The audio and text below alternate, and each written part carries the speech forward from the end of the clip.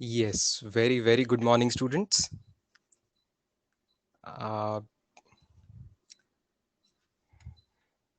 Few more students are yet to join. Students ना आपण join होऊ देऊ तेव्हापर्यंत मला आवाजाच्या clarity बद्दल सांगा.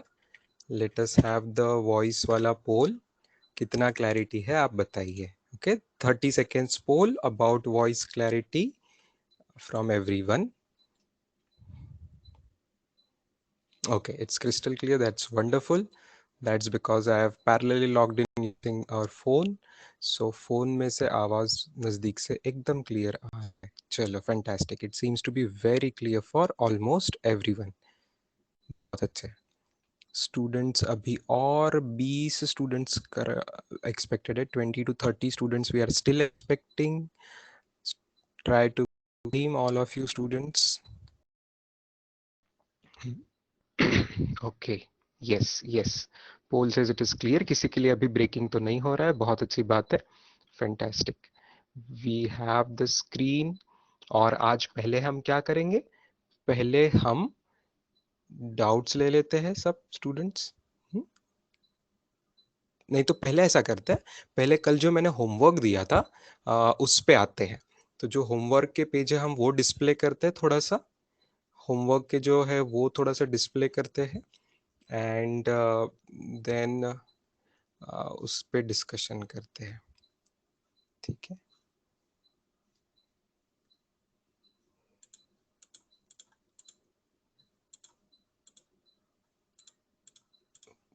My first homework was from NCERT students. अच्छा, क्या आपके बैकपैक में अब दिख रहा है वो? किसी ने चेक किया बैकपैक में अब दिख रहा है क्या? मैंने तो अपलोड कर दिया था तुरंत ही कल स्टूडेंट्स. है ना? अब दिख रहा है क्या बैकपैक में? नहीं, अभी भी नहीं दिख रहा है. Surprising.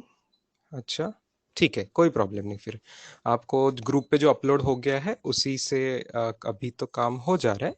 I will check with the technical team क्यों आपको बैकपैक में नहीं दिख रहा है. Let me open from my computer NCERT chapter 2. That was our first homework.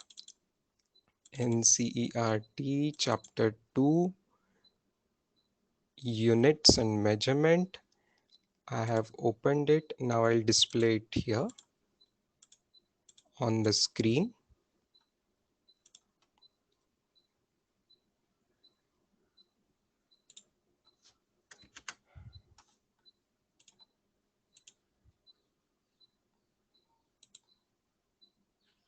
Yes. Can you all see the screen, students? हाँ. तर जेव्हा हे दोन स्क्रीन्स आहेत ना स्टुडंट्स, एक कोणतं तरी व्हाईट बोर्ड असेल किंवा टेक्स्टबुक अशी किंवा पॉवर पॉईंट डिस्प्ले केलेली असेल, तो एक मेन स्क्रीन ठेवायचा आहे तुमचा. तो मोठा स्क्रीन ठेवा. माझा चेहरा जिथे येतोय तो छोटासा स्क्रीन ठेवा. Okay. Looking at my face need not be very important. हा जर लाईव्ह क्लासरूम असता, जर तुम्ही ते क्लासरूममध्ये असता आलेले, ऑनलाईन व्हर्च्युअल मोडमध्ये नसता, देन बऱ्याच गोष्टी मी तुम्हाला विजुअली हाथों के इशारों से क्यूब करके एक्सपेरिमेंट जैसा दिखा के बहुत चीज दिखाता था. Then that is important for you to look at the teacher. अभी के लिए जस्ट नॉर्मल पर्सनल सेंस के लिए अभी मेरा कैमरा ऑन रहेगा. But you please look maximally at the board. मेरी आवाज आपको इम्पोर्टेंट है. हाँ. और आवाज जो आएगी वो सुन के आप फॉलो कीजिए लेक्चर में जो चल रहा है. okay. मेरे ख्याल से in this introduction there was no doubt. किसी ने डाउट नहीं पूछा है इसमें से. तो फंडामेंटल मतलब बेस यूनिट क्या होता है सबको समझ गया. ठीक है. ये यूनिट की डेफिनेशन शुरू में पहले स्टेटमेंट में लिखी है. और भी कुछ चीज यूनिट के बारे में ये मैं आपको लिखा भी दूंगा. आज हम इसके नोट्स भी बनाएंगे. फंडामेंटल बेस यूनिट्स और बाकी क्या होता है डिराइव्ड यूनिट्स. ये बहुत इंपॉर्टेंट है. कौन से फंडामेंटल यूनिट्स है, कौन से डिराइव्ड यूनिट्स है, ये सब के बारे में चर्चा हमें करना है. आज वो पावर पॉइंट में करेंगे. Then there is a system of unit. System of unit इनमें से आप लोग ऑलरेडी कुछ जानते थे. आई थिंक सीजीएस एमकेएस नाम जान के पता थे students. Did you already know? Yes, you already knew. क्या नोट्स लिखना है कि? यस स्टूडेंट्स, नोट्स लिखेंगे. जब मैं बोलूंगा तो आपको लिखना है. ठीक है. जब मैं बोलूंगा तब आपको लिखना है. अच्छा सर, यूनिट्स को शॉर्ट में एक्सप्लेन करो. यूनिट है मेजरमेंट करने का एक स्टैंडर्ड।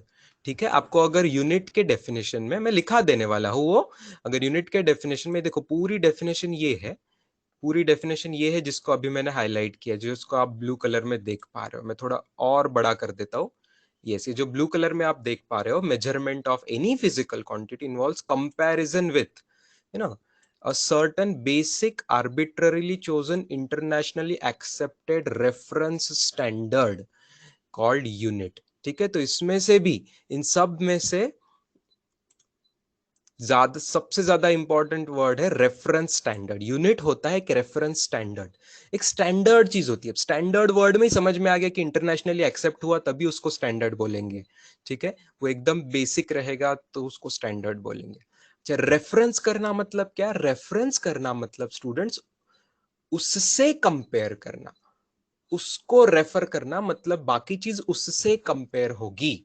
इसका मतलब, मैं अगर अगर मेरी हाइट मान लो 1.5 मीटर है, या किसी की 2 मीटर हाइट है, तो 1.5 या 2 मीटर हाइट किससे कंपेयर की गई? 1.5 गुना ऑफ 1 मीटर, 2 गुना ऑफ 1 मीटर। अगर मेरा मास 55 kg है, तो 55 गुना ऑफ व्हाट? 1 kg। तो 1 kg हो गया रेफरेंस। 1 kg एक स्टैंडर्ड वैल्यू भी होगी, और 1 kg का रेफरेंस ले लिया, मतलब 1 kg से कंपेयर करके 55 गुना आ गया मेरा मास 55 kg। किसी का 70 kg रहेगा, तो 70 times of 1 kg will be the reference standard. Right, तो with respect to, correct, reference मतलब विथ रिस्पेक्ट टू कंपैरिजन। तो यूनिट ये रेफरेंस स्टैंडर्ड होता है। ठीक है, that is the basic meaning of unit. चलो, M K S, C G S, ये इसके लॉन्ग फॉर्म यहाँ पे दिए, C G S centimetre gram second. C G S stand for centimetre gram second.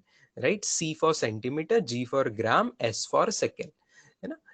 तीनों आगे का भी देखो, F P S and M K S, सब में एस एस जो तीसरा है वो टाइम का यूनिट है, सेकेंड। राइट, अच्छा, सेंटीमीटर किसका है? Centimetre is a unit of length. Right, first one is unit of length, then it is gram is mass, then it is second। Right, foot is also length, then pound is mass, s is second। ये foot pound second ना British system थी, English लोगों की, British लोगों की system थी ज्यादा। लेकिन आज भी देखो students, we sometimes use pound.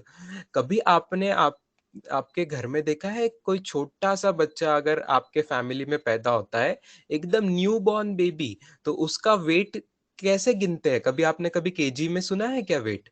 नहीं, मोस्टली केजी में नहीं करते हैं। न्यूबॉर्न बेबी का वेट कैसे बोलते हैं? पाउंड में बोला जाता है। एकदम न्यूबॉर्न बेबी रहा, तो आपके पेरेंट्स है ना, आपके पेरेंट्स को आप घर पे जाके पूछना कि आप जब पैदा हुए थे तो आपका वजन क्या था। उनको याद होगा, उनको आपका आज का वजन या बीच में का वजन याद नहीं होगा कुछ सालों पहले का, लेकिन बचपन का वजन आप उनको याद होता है ना, कि कितने पाउंड का पैदा हुआ था। राइट, तो ये pound is also unit of mass. Unit of mass 1 kg से छोटा होता है स्टूडेंट्स, आधे केजी से भी थोड़ा छोटा होता है ना, करीब आधे केजी से थोड़ा छोटा। आधा केजी मतलब 500 ग्राम होगा, उससे थोड़ा छोटा 450 ग्राम के आसपास एक पाउंड होता है।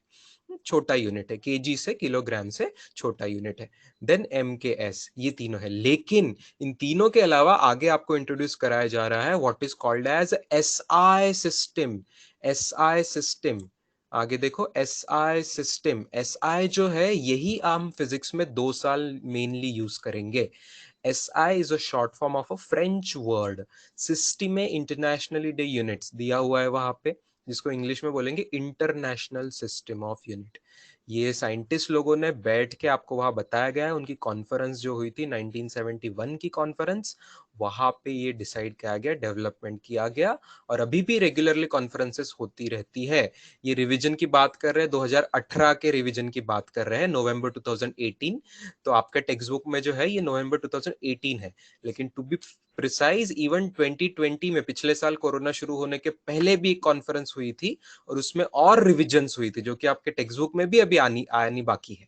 तो उस पे क्वेश्चन आपको नहीं पूछे जाएंगे इतना लेटेस्ट पे, बट यस, 1971 में एसआई सिस्टम जो बनी थी, उस पे क्या यूनिट्स बने थे, कैसी उसकी डेफिनेशंस थी, उस पे क्वेश्चन पूछ सकते हैं, and that we are coming to it.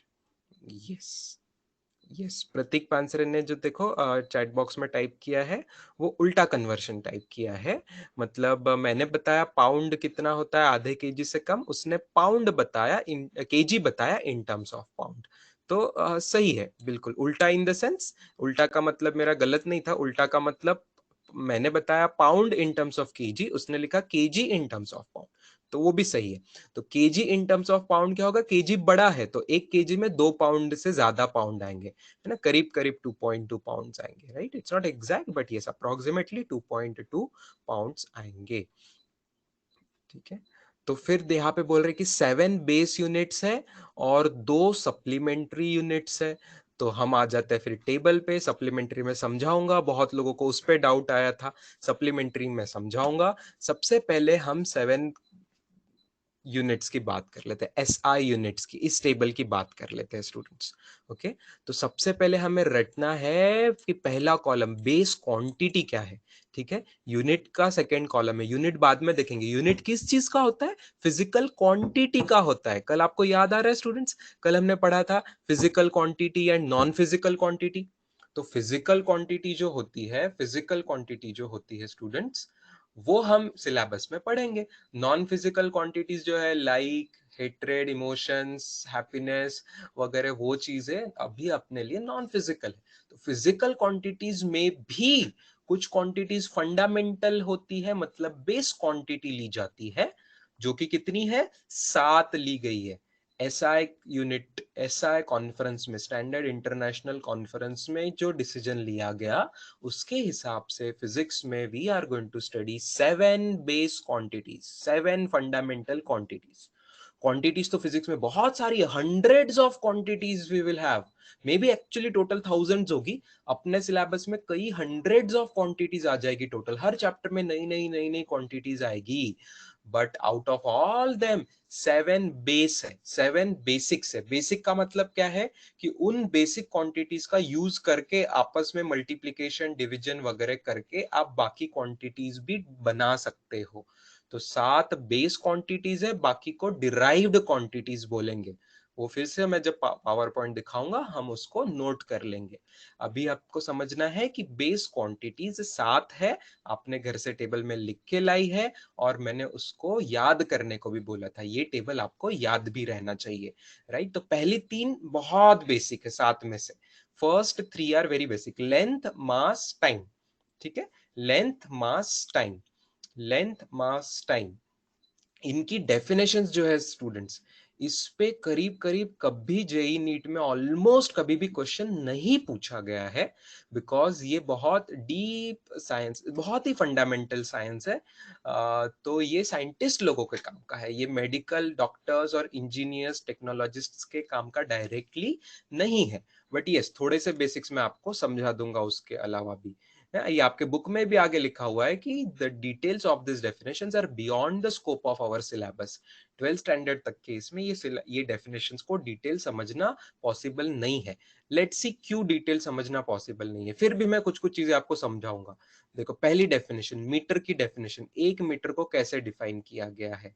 Speed of light in vacuum, ये वैल्यू हमें पता है। Speed of light in vacuum, ये वैल्यू मैंने कल आपको बोली थी, 299792458।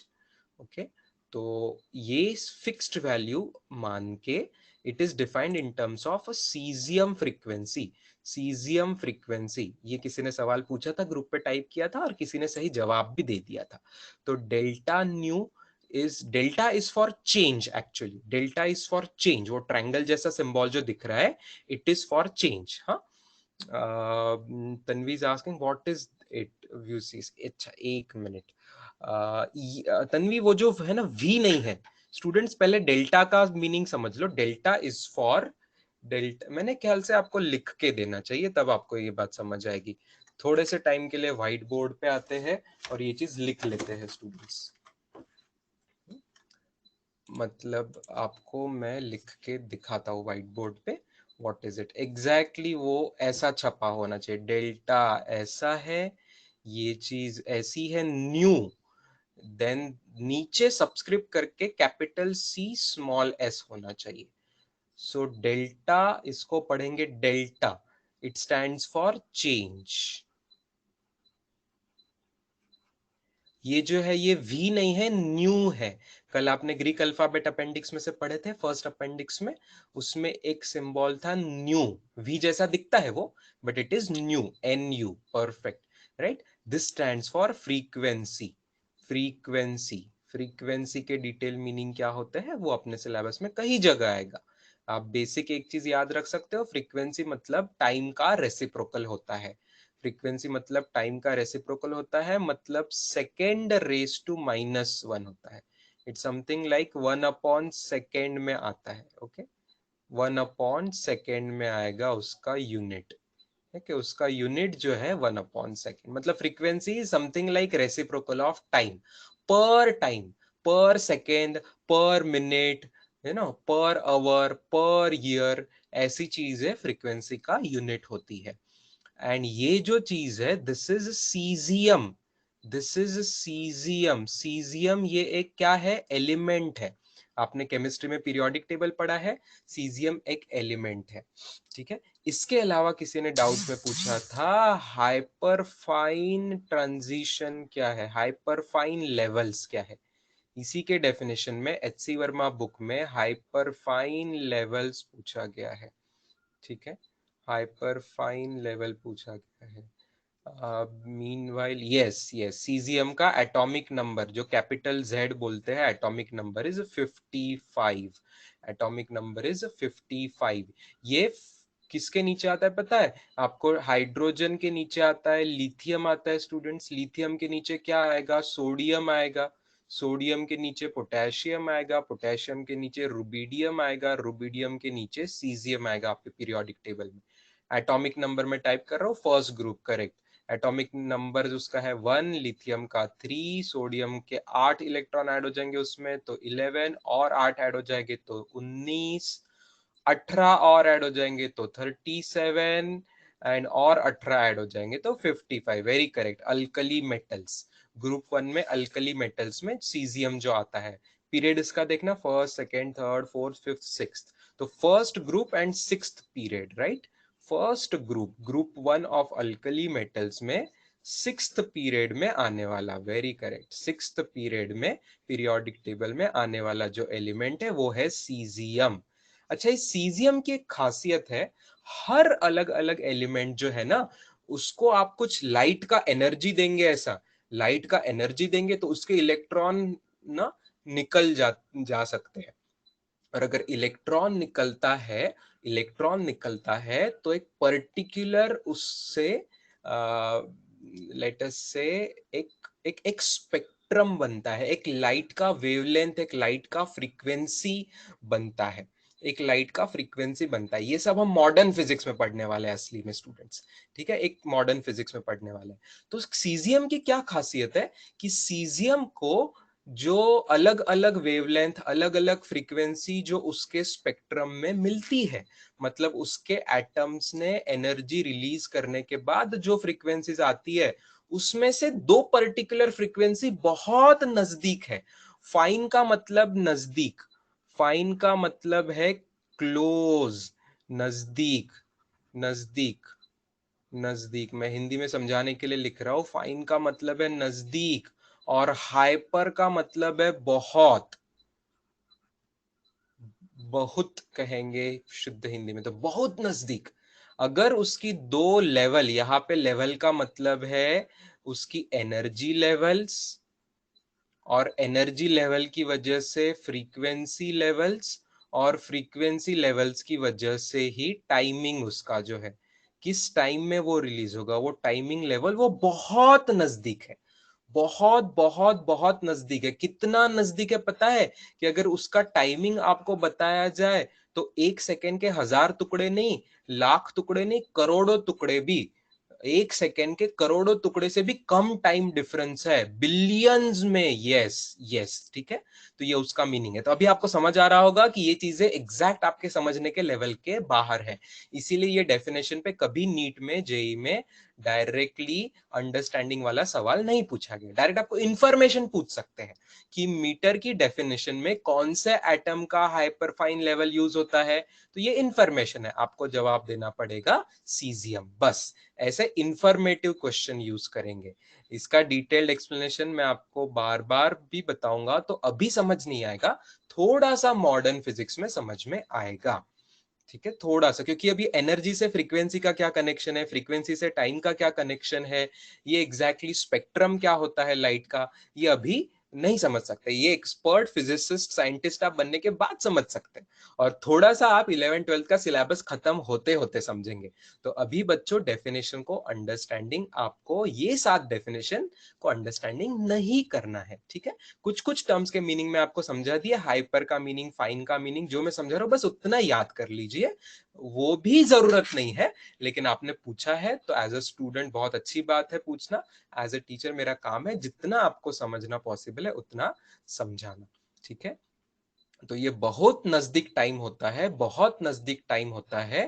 टाइम इतना नजदीक होता है कि सेकेंड से भी कम, मिली सेकेंड से भी कम, माइक्रो सेकेंड से भी कम, जिसको कहेंगे नैनो सेकेंड, तो ना नैनो सेकेंड तो 9 बिलियन, अप्रोक्सीमेटली 9 बिलियन टाइम्स ये लुक लुक लुक करेंगी। ये जो नजदीक की लेवल है ना, दो नजदीक की लेवल, ये टिंग टिंग टिंग टिंग टिंग टिंग, ये दो नजदीक की लेवल की जो फ्रीक्वेंसी है, तो वो एक सेकेंड में, एक सेकेंड जैसे टाइम में कितनी बार लुक लुक लुक लुक करेगी पता है? उसमें का फ्रीक्वेंसी कितनी बार करेगी, कितना कम टाइम डिफरेंस है, 9 billion times in 1 second. 9 billion times, जो आप 1 सेकेंड जानते हो, करीब करीब 9 बिलियन टाइम्स करेगी। तो उस पर से 1 सेकेंड डिफाइन किया गया है। क्यों हमने सीजियम चुना, ये समझिए, क्योंकि सीजियम में हाइपर फाइन है, मतलब बहुत नजदीक है। अगर बहुत नजदीक है मतलब बहुत छोटा छोटा डिफरेंस है। अगर बहुत छोटे छोटे डिफरेंस से आप काउंटिंग करेंगे ना, तो ज्यादा एक्यूरेट होगा। ये बात थोड़ी समझने की कोशिश कीजिए। जितना ज्यादा नजदीक चीजें होगी तो ज्यादा एक्यूरेट होगा, जितना ज्यादा नजदीक चीजें होगी तो ज्यादा एक्यूरेट होगा। ठीक है, जैसे अगर मैंने बताया मेरा वजन है, जैसे मैंने बताया कि मेरा वजन है, मान लो अगले पेज पे बता रहा हूं 55 kg, ये ज्यादा एक्यूरेट है स्टूडेंट्स, कि अगर मैंने बोला 55.2 kg, ये ज्यादा एक्यूरेट है, कि अगर मैंने बोला कि 55 kg 213 ग्राम है, ये ज्यादा एक्यूरेट है? थोड़ा थोड़ा मराठीत पण सांगता है, यस, है ना? तीसरा वाला ज्यादा एक्यूरेट है, पहले से दूसरा ज्यादा एक्यूरेट है, दूसरे से तीसरा ज्यादा एक्यूरेट है। मानते हो स्टूडेंट्स, है ना? और अगर मैंने और उससे भी एक्यूरेट करके बताओ, अगर मैंने बोला 55 kg 212 ग्राम और 970 माइक्रोग्राम, अरे बाप रे, ये तो और भी एक्यूरेट हो गया, है ना? क्यों एक्यूरेट हो गया? पहले में सिर्फ केजी था, दूसरे का एक्यूरेसी पॉइंट में केजी में आ रहा है, दैट इज 200 ग्राम की एक्यूरेसी में आ रहा है। तीसरे में तो और भी ज्यादा, एकदम एक एक ग्राम की एक्यूरेसी में आ रहा है, और अगले में तो माइक्रोग्राम की एक्यूरेसी में आ रहा है। तो जितना छोटा छोटा डिटेलिंग करेंगे उतना ज्यादा एक्यूरेट होगा। आ रही बात समझ में, यस और नो? यस, तो इसीलिए सीजियम में ऐसा पाया गया कि उसके जो फ्रीक्वेंसी टाइमिंग लेवल है वो बहुत नजदीक है। 9 बिलियन बार मतलब 900 करोड़ होता है स्टूडेंट्स, ये 900 करोड़ बार वो लुक लुक करते हैं एक सेकेंड के अंदर, कितने कम टाइम में, तो देखो कितना एक्यूरेसी है। इसलिए उसको चुना गया मीटर को डिफाइन करने में। बस इतना समझना आपके लिए काफी है, मोर देन इनफ।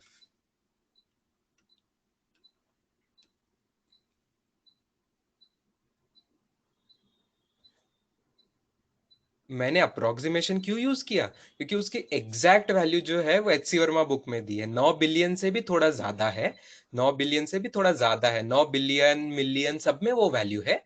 ये एचसी वर्मा में शायद आपको वैल्यू मिलेगी कि एग्जैक्टली कितना है। ठीक है, उसमें मोबाइल नंबर जैसा फिर से वो भी दिख रहा है, 91 92 ऐसा कुछ, तो भी वो मोबाइल नंबर है। ठीक है, तो मैंने 9 बिलियन मैंने अप्रोक्सीमेट बताया, बुक में एग्जैक्ट छपा हुआ है। ठीक है, बुक में एग्जैक्ट छपा हुआ है ना, 912 करोड़ ऐसा कुछ तो भी है, वो मैंने एग्जैक्ट डिटेल नहीं लिखा, इसलिए मैंने अप्रोक्सीमेट लिखा है। ठीक है, यस यस, वरुण गोडसे ने वैल्यू लिख के दी है, देखो, एक 919 करोड़ 26 लाख 31,770 ये वो वैल्यू है। ठीक है, चलो अब आ जाओ वापस, अब आ जाओ वापस,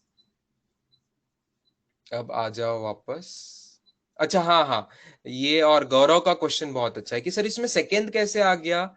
हाँ बेटा, तो मीटर की डेफिनेशन में दो चीजें यूज करी हमने। एक यूज करा है स्पीड ऑफ लाइट, वो होता है मीटर पर सेकेंड में, स्पीड ऑफ लाइट होता मीटर पर सेकेंड में, स्पीड ऑफ लाइट होता है मीटर पर सेकेंड में, और फ्रीक्वेंसी होती है पर सेकेंड में, फ्रीक्वेंसी होती है पर सेकेंड में। तो मीटर पर सेकेंड और पर सेकेंड का पर सेकेंड कैंसिलेशन हो जाएगा जब आप उसके डिटेलिंग देखेंगे। तो पर सेकेंड कैंसिल होकर मीटर आया। तो मीटर की डेफिनेशन ही यूज कर रही है मीटर पर सेकेंड की बातें, राइट, मीटर पर सेकेंड की बात है। तो अब सेकेंड की डेफिनेशन और भी बेसिक होनी चाहिए। तो आप देखो सेकेंड की डेफिनेशन में ये इक्यानो बैंडो वाला आया हुआ है। जब आप सेकेंड की डेफिनेशन देखोगे उसमें भी डेल्टा न्यू CS आया हुआ है, और वो ज्यादा फंडामेंटल है। तो सातों में भी अगर आपको पूछे कि सातों डेफिनेशन में सबसे फंडामेंटल डेफिनेशन कौन सी है, तो सेकेंड की है। फिर सेकेंड का यूज करके आपकी मीटर की डेफिनेशन है, सेकेंड वाला यूज करके आपकी मीटर की डेफिनेशन है। ठीक है, और केजी की डेफिनेशन एकदम अलग है, केजी की डेफिनेशन एकदम अलग है। ओके, केजी की डेफिनेशन एकदम अलग है। इसमें भी अलग अलग साल डेफिनेशन रिवाइज होती है। किसी को इरिडियम सिलेंडर का किसी ने सवाल पूछा, तो यस, मेरे टाइम पे कुछ साल पहले इरिडियम सिलेंडर से केजी की डेफिनेशन थी, बट उसके बाद अभी एनसीईआरटी में अपडेट आया है, ये प्लैंक्स कांस्टेंट से केजी की डेफिनेशन की गई है। देखो कैसे, सबसे पहले सेकेंड आया, फिर मीटर की डेफिनेशन आई, फिर देखो प्लैंक्स कांस्टेंट का यूनिट क्या है, देखो प्लैंक्स कांस्टेंट का यूनिट है केजी मीटर स्क्वायर पर सेकेंड। तो अगर हमें सेकेंड पता है, अगर हमें मीटर भी पता है, तो प्लैंक कांस्टेंट का इस्तेमाल करके तीसरी चीज जो बची है केजी, उसका भी इस्तेमाल, उसका भी डेफिनेशन कर सकते हैं, उसकी भी डेफिनेशन कर सकते हैं। ठीक है, तो इसीलिए कांस्टेंट्स कितने इंपॉर्टेंट थे, पहले दिन हमने कांस्टेंट्स पढ़ा, क्योंकि जो यूनिवर्सली बेस कांस्टेंट्स है उसका यूज करेंगे तो हम फिजिक्स के बेसिक्स बना पाएंगे। Okay, so I repeat, first three fundamental quantities जो है, देखो क्वांटिटीज का नाम मीटर केजी नहीं है स्टूडेंट्स, क्वांटिटी का नाम है लेंथ मास टाइम। तो सबसे पहला बेसिक हमने डिफाइन किया टाइम का यूनिट सेकेंड, वो कैसे डिफाइन किया, सीजियम फ्रीक्वेंसी का यूज करके। बाद में डिफाइन किया गया मीटर, वो किसका यूज करके, वो स्पीड ऑफ लाइट का यूज करके और सेकेंड की डेफिनेशन का यूज करके। और बाद में डिफाइन किया किलोग्राम, किसका यूज करके, प्लैंक कांस्टेंट का यूज करके, और ऑब्वियसली मीटर सेकेंड की जो पहले डेफिनेशन की है उन दोनों का यूज करके। यस यस, राज खेड़कर जो है वो टाइप कर रहा है, वो प्लैटिनम इरिडियम सिलेंडर, ये वन ऑफ द पुरानी डेफिनेशन थी किलोग्राम की, कुछ सालों पहले थी। साइंटिस्ट लोग भी अपग्रेड करते रहते हैं, क्यों अपग्रेड करते हैं वो भी दिखेंगे, देखेंगे हम, मुझे तब हम आज की पीपीटी पे आ पाएंगे, तब मैं आपको नोट्स बना पाऊंगा। अगली चार चीजें स्टूडेंट्स, इसकी भी आपको डेफिनेशन लिखना नहीं है, ज्यादा से ज्यादा आप देख लो कौन से कांस्टेंट के टर्म्स में डिफाइंड है, वो मैं आपको बताऊंगा। इलेक्ट्रिक करंट, यहाँ पे करंट वर्ड छूट गया स्टूडेंट्स उनका, यहाँ पे करंट वर्ड छूट गया है। चौथी क्वांटिटी जो है इलेक्ट्रिक करंट, सिर्फ इलेक्ट्रिक नहीं लिखोगे, चौथी क्वांटिटी है इलेक्ट्रिक करंट, उसका यूनिट है एम्पियर, और उसका सिंबल है कैपिटल ए। ध्यान देना स्टूडेंट्स, कैपिटल स्मॉल की गड़बड़ करेंगे तो भी आपका एग्जाम में आंसर गलत हो जाएगा। पहले तीनों सिंबल स्मॉल लेटर्स में थे, एम्पियर पहला सिंबल है जो कैपिटल में है। क्यों कैपिटल में है, क्योंकि एम्पियर साइंटिस्ट का नाम है, साइंटिस्ट के नाम का सिंबल कैपिटल में लेते हैं, उसके रूल्स भी आज हम पढ़ेंगे। अगला देखना केल्विन, केल्विन जो है टेम्परेचर, थर्मोडायनामिक टेम्परेचर का यूनिट है, वो भी साइंटिस्ट का नाम होने से कैपिटल के सिंबल है। मोल ये साइंटिस्ट का नाम नहीं है, एवोगैड्रो साइंटिस्ट का नाम था। तो अमाउंट ऑफ सब्सटेंस का मोल है, unit, unit is mole, quantity is amount of substance, unit is mole, और उसका सिंबल MOLE नहीं है, पूरा नाम MOLE है, सिंबल सिर्फ 3 लेटर का है, स्मॉल MOL। स्मॉल क्यों है, क्योंकि मोल साइंटिस्ट का नाम नहीं है। कैंडेला भी साइंटिस्ट का नाम नहीं है, कैंडेला वर्ड ये कैंडल पर से आया हुआ है, मेणबत्ती असते ना, मेणबत्तीला कॅन्डल म्हणतो, त्याच्यावरून कॅन्डेला शब्द आला आहे। याचं एक्सप्लेनेशनही बऱ्याच जणांनी विचारलंय, ते पण मी व्हाईट बोर्ड वरती तुम्हाला सांगेन. फक्त या डेफिनेशन पार्ट नाही करायच्या आहेत, तुम्हाला कॉन्स्टंट समजून घ्यायचे आहेत कोणत्या डेफिनेशन मध्ये. जर प्रश्न मी विचारला की एम्पियरची डेफिनेशन, एम्पियरच्या डेफिनेशन मध्ये कोणता कॉन्स्टंट यूज केला आहे, तुमचे आंसर आहे बघा काय, चार्ज ऑफ इलेक्ट्रॉन. कल हमने ये भी देखा था वैल्यू चार्ज ऑफ इलेक्ट्रॉन, तो चार्ज ऑफ इलेक्ट्रॉन इस कांस्टेंट की वैल्यू यूज करी गई है एम्पियर के डेफिनेशन में. केल्विन के डेफिनेशन में कौन सा कांस्टेंट यूज किया है, बोल्ट्जमैन कांस्टेंट. कल मैंने इसकी वैल्यू आपको निकाल के दिखाई थी. बोल्ट्जमैन कांस्टेंट कैसे निकाल के दिखाया था मैंने, याद आ रहा है किसी को? स्मॉल के का फॉर्मूला क्या था, बोल्ट्जमैन कांस्टेंट का फॉर्मूला क्या था, याद आ रहा है किसी को? मैंने कल लिख के दिया था, कोई टाइप करके बताएगा formula? Yes yes, capital R upon N A. Yes, चलो मैं टाइप करके देता हूं एक बार. एग्जैक्टली, स्मॉल के था Boltzmann constant is equal to capital R divided by capital N A. Capital N A, ठीक है. Capital R was universal gas constant divided by N A was Avogadro's number. वो ratio लेके आपका answer आता था joule पर kelvin में. वो Boltzmann constant, because Boltzmann constant में जूल पर केल्विन आया है, तो उसका यूज करके केल्विन की डेफिनेशन है. याद रहेगा स्टूडेंट्स, है ना, कौन सी डेफिनेशन में कौन सा कांस्टेंट यूज हुआ था. बोल्ट्जमैन कांस्टेंट का यूज हुआ है केल्विन की डेफिनेशन में. बस इतना याद रखना है आपको, पूरी डेफिनेशन याद नहीं करनी है अभी. मोल के डेफिनेशन में क्या यूज होगा, ऑब्वियसली मोल के डेफिनेशन में मोल की एवोगैड्रो कांस्टेंट यूज होगा. एवोगैड्रो नंबर जो है वही मोल की डेफिनेशन है. उतने ही पार्टिकल्स, उतने ही एटम्स होंगे, न्यूक्लियस होंगे, जो भी होगा ना, उतने ही एलिमेंट्री जो पार्टिकल्स है उसको 1 मोल कहते हैं. कभी कभी एटम्स, कभी कभी इलेक्ट्रॉन्स, कभी कभी आप मॉलिक्यूल्स लेते हो ना, जो भी अपने को काउंट करना है, जिसका भी नंबर अपने को काउंट करना है, अगर बहुत बड़ा इतना नंबर होता है तो उसको डजन में काउंट करके नहीं चलेगा. बनानास को 12 होते हैं, 15-20 बनानास आप लोगे, खरीदोगे, 6 बनाना खरीदोगे, 8 बनाना खरीदेंगे, तो डजन में उसको कैलकुलेट कर लेंगे. लेकिन जितने इलेक्ट्रॉन्स एटम्स होते, कितना बड़ा नंबर है देखो, 10 टू द पावर 23, करोड़ों करोड़ों करोड़ों करोड़ों गुना है. बहुत बड़ा नंबर है, तो ऑब्वियसली उसको आप एक बड़ा यूनिट चाहेंगे, बड़ा कांस्टेंट चाहेंगे, डजन नहीं काम करेगा. तो जो कांस्टेंट है वो एवोगैड्रो कांस्टेंट है. की एलिमेंटरी एंटिटी म्हणजे काय, हे जे मी सांगितलं, एलिमेंटरी एंटिटी. एलिमेंटरी म्हणजे बेसिक, एलिमेंटरी म्हणजे एकदम बेसिक, मूल तत्व जे असतात एकदम बेसिक, सिंपल, छोटे छोटे. एंटिटीज म्हणजे गोष्टी, एंटिटीज म्हणजे पार्टिकल म्हणू शकतो. एंटिटी म्हणजे गोष्टी, लाईक इलेक्ट्रॉन, है ना, न्यूट्रॉन, ऍटम, न्यूक्लियस, मॉलिक्यूल, या गोष्टी एंटिटी. एंटिटीज म्हणजे बेसिक गोष्टी, ठीक आहे. That is the meaning of elementary entity. ठीक आहे. एक प्रश्न आलाय चॅट बॉक्स वरती, but of what are the elementary entities are considered and mole value is calculated. Yes, that will come in the chapter of mole concept. ठीक आहे. Elementary एंटिटीचा जो प्रश्न विचारला त्याचं उत्तर पण खाली याच्यात शेवटच्या वाक्यात लिहिलेलं आहे. ऍटम, मॉलिक्यूल, इलेक्ट्रॉन और any other particle of specified group. ये नंबर कहां से आया, ये नंबर कहां से आया, वो एक्सपेरिमेंटल मेथड से आप मोल कॉन्सेप्ट नाम के चैप्टर में पढ़ेंगे. ये केमिस्ट्री में अलग चैप्टर है, mole concept, basics of chemistry में मोल कॉन्सेप्ट चैप्टर है. वहां पे आपको समझ में आएगा कि ये नंबर कहां से आया, कौन से एक्सपेरिमेंट पर से आया. आपको थोड़ी सी एक हिंट दे दूं तो charge divided by mass of electron, E by M ratio हमने कल किया था, तो उससे रिलेटेड एक मिलिकान्स ऑयल ड्रॉप एक्सपेरिमेंट है, तो उससे उसका एक संबंध आता है. ठीक है, लेकिन इसके डिटेल आपको अभी नहीं दिख. यस, और another basic definition defined in terms of carbon 12 atom. Very correct. Last candela पे आते हैं. कैंडेला की डेफिनेशन में तो आपको कुछ भी डेफिनेशन में याद नहीं रखना है. ठीक है, डेफिनेशन में याद नहीं रखना है. मैं लुमिनस वर्ड का मीनिंग समझाऊंगा, कैंडेला का मीनिंग थोड़ा समझाऊंगा अलग से अभी व्हाइट बोर्ड पे. ज्यादा से ज्यादा अगर किसी को कुछ याद रखना ही है तो एक मोनोक्रोमैटिक रेडिएशन, ये सवाल किसने पूछा था, मोनोक्रोमैटिक वर्ड का मैं भी मीनिंग समझा देता हूं आपको. मोनोक्रोमैटिक वर्ड का भी मीनिंग समझा देता हूँ, ये फ्रीक्वेंसी का मीनिंग, बस ये सब अभी हम आते हैं व्हाइट बोर्ड पे. ट्रिपल पॉइंट ऑफ वाटर वगैरह वगैरह। यस यस, इन सवालों के जवाब भी मैं आपको बता रहा हूँ। मोनोक्रोमैटिक का मीनिंग और ट्रिपल पॉइंट ऑफ वाटर का मीनिंग।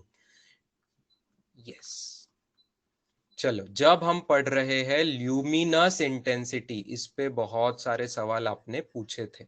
एक एक वर्ड टू वर्ड ध्यान देना और थोड़ा सा लिख लेना बाद में।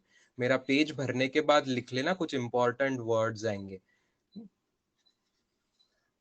इंटेंसिटी वर्ड पे मैं आपको पहले ध्यान दे रहा हूँ। इंटेंसिटी वर्ड फिजिक्स में बहुत जगह आएगा।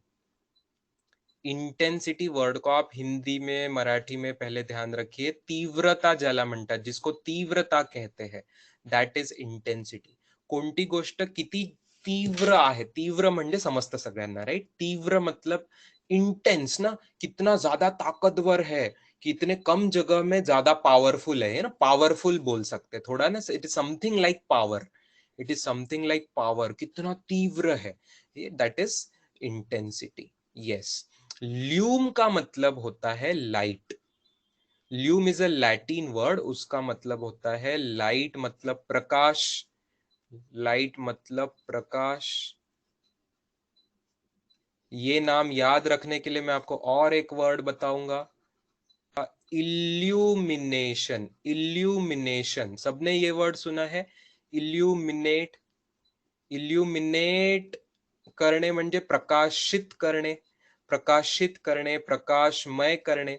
तो इल्यूमिनेट वर्ड जो आपने सुना है वो कहां से आया? ल्यूम पर से ही आया। ये जो ल्यूम वर्ड है, ल्यूम पर से ही आया इल्यूमिनेट। ल्यूम पर से ही आया इल्यूमिनेट। ठीक है, आपको दिखाने के लिए मैं और एक चीज, जस्ट वेट।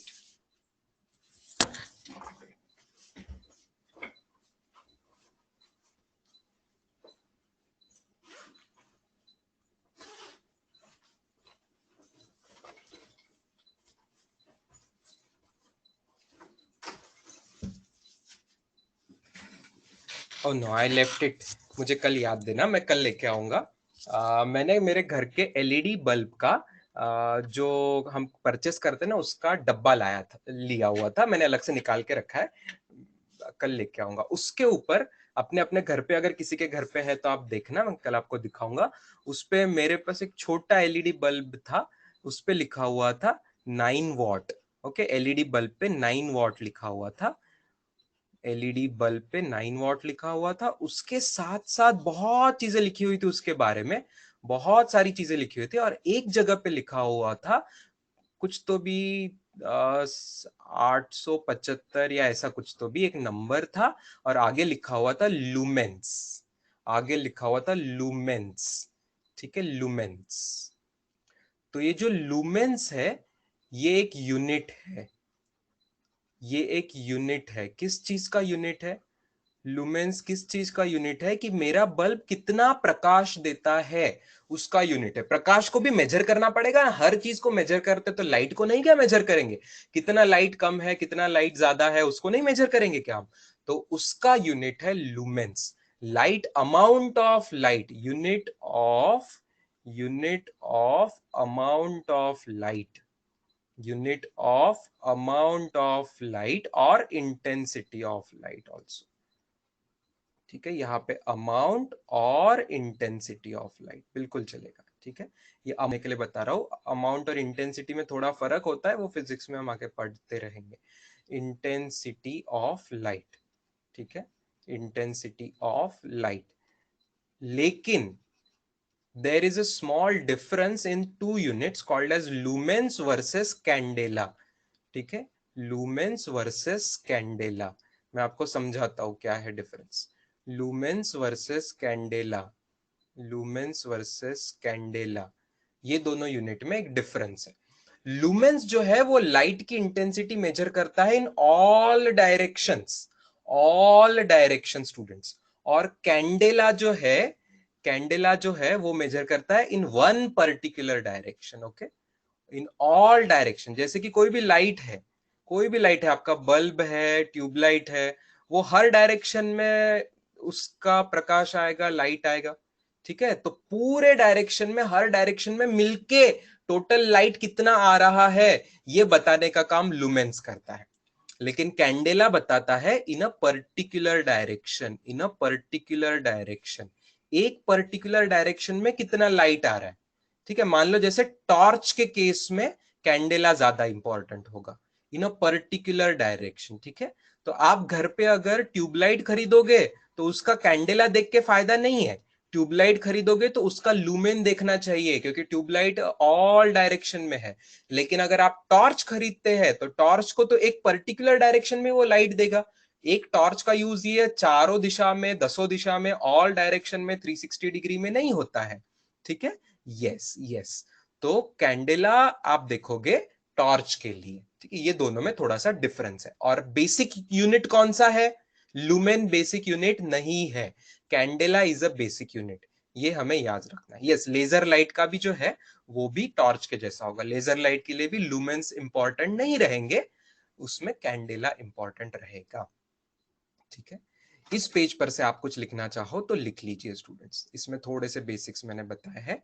अच्छा, और मोनोक्रोमेटिक अगले पेज पे बताता हूं मैं, इतना किसी को क्विकली लिखना होगा तो अपने नोट्स में लिख लीजिए। सोहम, वेक्टर क्वांटिटी, नहीं बेटा, यहाँ लूमेन और कैंडेला में स्केलर वेक्टर जैसा डिफरेंस नहीं है, क्योंकि लूमेन भी डायरेक्शन इंपॉर्टेंट है बट ऑल डायरेक्शन है, कैंडेला में पर्टिकुलर डायरेक्शन है, ठीक है। तो यहाँ स्केलर वेक्टर वाला डिफरेंस नहीं है लूमेन्स कैंडेला में। स्केलर वेक्टर वाला डिफरेंस अपन अगले ही चैप्टर में देखने वाले हैं, फिजिक्स के डिटेल्स। 9 वॉट मैंने मेरे एलईडी बल्ब पे लिखा था, एक एलईडी बल्ब पे वॉट। तो वॉट क्या होता है? Energy consumption. What actually power में होता है बेटा, पावर का यूनिट होता है, पावर। पावर का मतलब मेरा बल्ब जलेगा तो कितनी इलेक्ट्रिक एनर्जी यूज होगी पर सेकेंड, वो वॉटेज बताता है। What is a unit of power, what is a unit of power, ठीक है। अच्छा, चैतन्य, चैतन्य ने पूछे से नॉट अंडरस्टूड। चैतन्य और एक स्टूडेंट बोल रहा है कि sir please explain again. Chaitanya, can you से क्या, कौन सी चीज को रिपीट करूं? अच्छा, relationship between candela and lumen. Relationship between candela and lumen, एक कैंडेला कुछ 12 लूमेंस, ऐसा कुछ तो भी रिलेशन है, बट वो आपके सिलेबस में नहीं है, कोई उसको याद करने की जरूरत नहीं है, ठीक है। आपको मैंने बेसिक एक ही बता दिया, वैल्यू याद करने की आपको जरूरत नहीं है। वो आपके अपने सिलेबस में, लाइट के फिजिक्स के सिलेबस में 11वीं 12वीं में कहीं नहीं है। ल्यूमेन कैंडेला का डिफरेंस एक ही आपको मैंने बताया, ये भी एक्स्ट्रा इंफॉर्मेशन ही मैं बता रहा हूं कि lumen is important for all direction का टोटल लाइट, और candela is important for particular direction का लाइट। बस आप एग्जाम्पल याद रखिए, ट्यूबलाइट वर्सेस टॉर्च, इतना काफी है आपको समझना। ट्यूबलाइट का आपको इंपॉर्टेंस है ऑल डायरेक्शंस में, तो ट्यूबलाइट का आप लाइट इंटेंसिटी मेजर करेंगे ल्यूमेंस में, ल्यूमेंस देख के आप ट्यूबलाइट खरीदोगे। ज्यादा लूमेन होगा तो आपको ज्यादा फायदा होगा, पूरा घर ज्यादा प्रकाशित हो जाएगा, ठीक है। क्योंकि हर डायरेक्शन में, ऑल डायरेक्शन का टोटल लाइट आपको ज्यादा चाहिए, ठीक है। ट्यूबलाइट में हर डायरेक्शन का टोटल लाइट आपको ज्यादा चाहिए, वेरएज टॉर्च में आपको टोटल का कोई मतलब ही नहीं बनता है। टॉर्च में आपको एक डायरेक्शन की इंटेंसिटी ज्यादा चाहिए।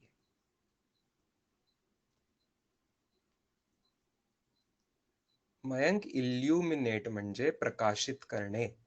मयंक, हिंदी में मयंक के लिए इल्यूमिनेट करना मतलब किसी चीज को प्रकाशित करना। ल्यूम मतलब प्रकाश होता है, तो इल्यूमिनेट करना ये एक वर्ड है, किसी भी चीज को प्रकाशित करना, ठीक है। दिवाली में हम बोलते हैं sky has got illuminated because of fire crackers. तो फटाकों की वजह से जो है वो रात का आसमान जो है वो प्रकाशित हो गया, है ना। तो इल्यूमिनेट, तो ल्यूम कोई भी लाइट को बोलेंगे आप, सन के लाइट को, मून के लाइट को, फटाकों के लाइट को, ट्यूबलाइट के लाइट को, किसी किसी चीज को प्रकाशित करना, टॉर्च के लाइट को, किसी चीज के भी लाइट को। Yes, candela is a basic unit, candela is a, yes, ये राज काकड़े, लूम, लूम नहीं लूमेंस बेटा, लूम, लूम नहीं lumens, lumens and candela both are intensity of light के यूनिट है, करेक्ट।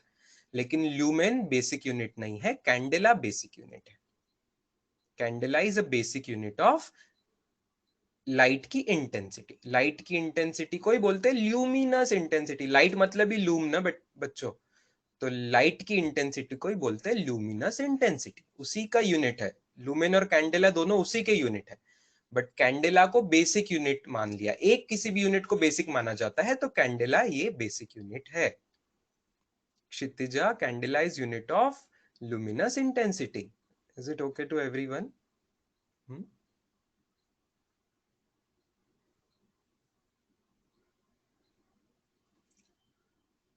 Yes. इसके अलावा स्टूडेंट्स यहाँ पे अगर एक बहुत लोग इस क्वेश्चन आ रहे हैं, अगर किसी का क्वेश्चन चैट बॉक्स में मेरे आंखों से छूट गया है तो आप मुझे पर्सनली भी व्हाट्सएप पे, जैसे कल बहुत लोगों ने भेजा था, टाइप करके भेज देना। मैं अपना ऑडियो रिकॉर्ड करके जनरली सॉल्यूशन भेजता हूँ, उसका जवाब मैं भेज देता हूँ। आधे एक मिनट का, कुछ सेकंड का, जो भी मेरा जवाब रहेगा मैं जनरली पर्सनली भी भेज देता हूँ। ग्रुप पे भी आप टाइप कर सकते हो, और मुझे लगता है क्लास में बताना है सबको जरूरी है, तो मैं क्लास में बता देता हूँ। अगर पर्सनली कुछ बताना रहा तो मैं पर्सनली भी बता दूंगा। लुमेन और वॉट में कोई कनेक्शन नहीं है। कल्पेश खांडेकर, कल्पेश खांडेकर लुमेन बता रहा है कि लाइट कितनी तीव्र है, कितना लाइट हमें मिल रहा है, और वॉट बता रहा है कि उसके लिए कितनी इलेक्ट्रिसिटी जल रही है। दोनों अलग चीजें हैं। इलेक्ट्रिसिटी कितनी रेट से, कितने पावर से जल रही है, ये वॉट बताएगा, और लुमेन बताएगा कि कितना प्रकाश मिल रहा है। दोनों बिल्कुल डिफरेंट है। लुमेन लाइट से कनेक्टेड है, और वॉट ये इलेक्ट्रिसिटी के कंजम्पशन से कनेक्टेड है। Is it okay? यस। चलो, यस, रेडियंस टेरिडियन पे अब आएंगे। आप मुझे आगे बढ़ने दोगे अब स्टूडेंट्स? चलते आगे। आई एम हैप्पी आप लोग मुझे रुका के रख रहे हो। इन अ सेंस आप लोग को बहुत अच्छे अच्छे सवाल आ रहे हैं, तो it's fantastic to clarify. But आगे बढ़ते हैं स्टूडेंट्स। चलो, रेडियन स्टेरेडियन पे आना जरूरी है। okay? रेडियन और स्टेरेडियन पे आना जरूरी है। चलो, तो 7 चीजें याद रहेगी स्टूडेंट्स आपको। टेबल सबको याद रहेगा। 7 क्वांटिटीज क्या क्या थी? लेंथ, ये तीनों क्वांटिटीज पहले की याद रहेगी, ठीक है। उसके बाद आया इलेक्ट्रिक करंट और टेम्परेचर, ये दोनों अलग से याद रखो। और लास्ट दोनों अलग से याद रखना है आपको, amount of substance and luminous intensity. इसमें जो पहली चीज है उसका स्टैंडर्ड यूनिट है मीटर, उसका symbol small M. Then mass का है केजी, उसका सिंबल स्मॉल, किलोग्राम का स्मॉल केजी। सेकेंड का स्मॉल एस। ओके, बहुत लोग, हमारी आदत होती है डेली लाइफ में हम एसईसी, सेकेंड को एसईसी करते हैं। ये गलत है, ये सिंबल नहीं चलेगा। समझने के लिए हम समझ लेते हैं, बट फिजिक्स के साइंटिफिक नोटेशन के हिसाब से वो गलत है, ठीक है।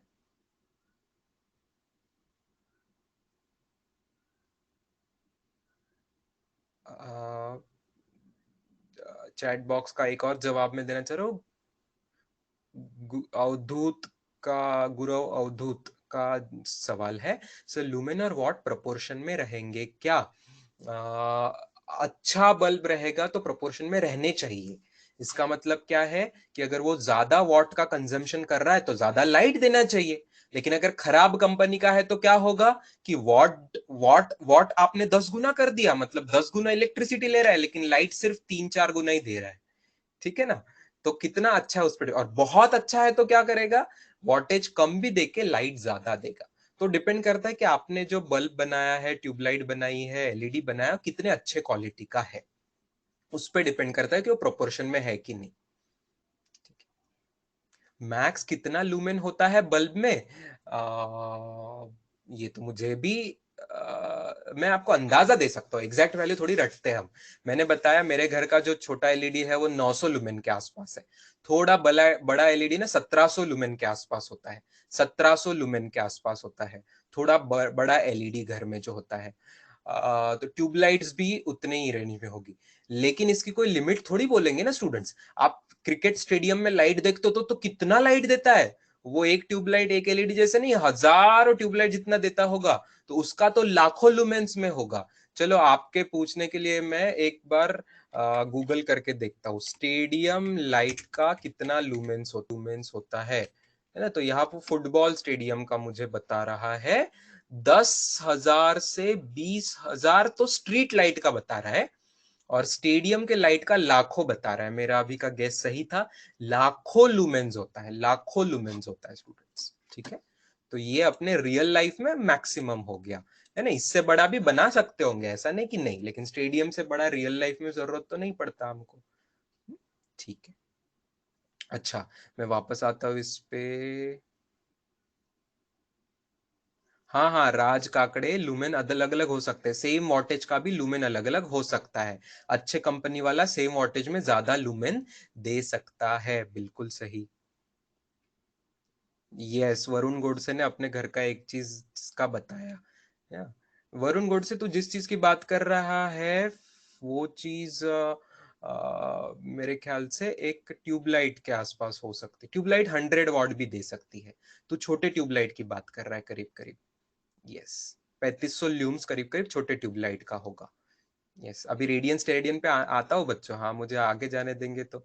सर, साक्षी भापकर पूछ रही इलेक्ट्रिक पावर कंजम्पशन के और कोई यूनिट है क्या वॉट के अलावा? वॉट भी है, बहुत सारे यूनिट्स है, बहुत सारे यूनिट्स है। वो किस चैप्टर में पढ़ेंगे? वर्क पावर एनर्जी नाम का फिजिक्स में एक चैप्टर है, उसमें सब पढ़ेंगे, work energy and power. Work energy and power ये नाम का चैप्टर है, उसमें पढ़ेंगे। यस, हॉर्स पावर नाम का यूनिट है ना। इलेक्ट्रॉन वोल्ट पर सेकेंड नाम का यूनिट है। वॉट का ही किलोवाट वगैरह करके ना बड़े यूनिट आ जाएंगे। तो बहुत सारे यूनिट है पावर के, वो हम बाद में देखेंगे। अभी ये रिवीजन पे आते हैं, 7 चीजों की रिवीजन पे। 7 चीजों की रिवीजन पे आते हैं। मीटर, किलोग्राम, सेकेंड, ये यूनिट थे। अगला था एम्पियर, इलेक्ट्रिक करंट का एम्पियर। अगला था केल्विन, थर्मोडायनेमिक टेम्परेचर का केल्विन। अगला था MOL, mole, amount of substance का यूनिट का सिंबल था मोल। ये सिंबल्स लिख रहा हूं मैं स्टूडेंट, पूरे यूनिट नहीं लिख रहा हूं। सिंबल पूछा एग्जाम में तो सिंबल लिखना। यूनिट अगर अगर पूरा यूनिट का नाम बोला तो पूरा यूनिट लिखना पड़ेगा। MOL। और लास्ट ऑप्शन, लास्ट है कैंडेला। कैंडेला में कुछ लोग कैपिटल लिख रहे हैं, नहीं बच्चों, स्मॉल CD लिखना पड़ेगा। अगर किसी ने कैपिटल CD लिखा तो गलत हो जाएगा, स्मॉल CD लिखना चाहिए, स्मॉल CD लिखना चाहिए। यहाँ केजी में भी बहुत लोगों की गड़बड़ होती है, कोई कोई कैपिटल KG लिख लेता है, वो गलत है। कोई कोई केल्विन को स्मॉल के लिख देता है, वो गलत है। कोई कोई एम्पियर को AMP लिख देता है, वो गलत है। तो गलतियां बहुत तरीके से हो सकती है, सही चीज एक ही होती है, जो सही डिफाइन किया है वही सही है। बाकी चीजें गलत है। दो ही कैपिटल में है सातों में से, एम्पियर एंड केल्विन, उसी का सिंबल कैपिटल में है। यस, अब आ रहा हूं मैं सप्लीमेंट्री यूनिट्स पे, ठीक है।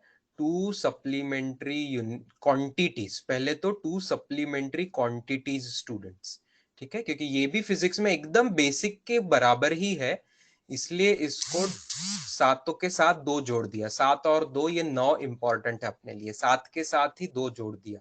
7 बेस है और 2 सप्लीमेंट्री, ये 9 चीजें हमें इंपॉर्टेंट है फिजिक्स में, बहुत इंपॉर्टेंट है। इनसे बाकी सब चीजें बन जाएगी, इन 9 चीज से बाकी 100 नहीं हजारों बाकी चीजें डिराइव करते हैं। तो 2 सप्लीमेंट्री क्वांटिटीज क्या है? Plane angle and solid angle. बहुत लोगों को समझ में नहीं आया कि प्लेन एंगल और सॉलिड एंगल का क्या डिफरेंस है, वो मैं समझा रहा हूं अभी। प्लेन एंगल मतलब एक प्लेन में, ज्योमेट्री पढ़े हो स्टूडेंट्स, लाइन प्लेन एंगल पढ़े हो, तो प्लेन, वेरी गुड, किसी ने सही टाइप किया है। प्लेन एंगल मतलब 2D। 2D मतलब समझते हैं ना, एक प्लेन होता है, जैसे आपका पेपर जो है, कागज जो है वो एक 2D चीज है ना। मेरा बोर्ड का स्क्रीन जो है वो एक 2D चीज है। बट सॉलिड एंगल जो होता है, सॉलिड एंगल ये 2D नहीं होता है। रियल लाइफ 2D है क्या? नहीं, करेक्ट, 3D है। 3D है, रियल लाइफ 3D है। जैसे एक सिंपल एग्जांपल आपको ज्योमेट्री से ही देता हूं। जैसे सर्कल है, 2D है कि 3D है? 2D है, सर्कल 2D है। और स्फीयर जो होता है, अर्थ जो है गोला होगा, अर्थ अप्रोक्सीमेटली, तो स्फीयर जो है वो 3D है। सर्कल 2D है, स्फीयर 3D है, वैसे एंगल होता है। तो अब मुझे आपको समझाने दीजिए कि प्लेन एंगल का जो यूनिट है, प्लेन एंगल का जो SI यूनिट है, रेडियन कैसे है, ठीक है, तो let me explain on next page degrees versus radian. जब हम प्लेन एंगल पढ़ेंगे तो डिग्रीज, ये आपको मैथ्स वाले लोग भी ट्रिग्नोमेट्री में पढ़ाएंगे वापस। आज मैं शुरुआत कर देता हूं क्योंकि आपने पूछा है इसमें। तो प्लेन एंगल का एक यूनिट होता है डिग्रीज, सब लोग जानते हैं डिग्रीज कितना होता है। अच्छा, अभी मैं एक एंगल निकाल के दिखाऊंगा, आप बताओगे कितना डिग्रीज है? कितना डिग्रीज है बताएगा कोई? ये मैंने एक एंगल निकाला है, वेरी गुड, 180 डिग्रीज का एंगल निकाला है, 180 डिग्रीज का एंगल निकाला हुआ है।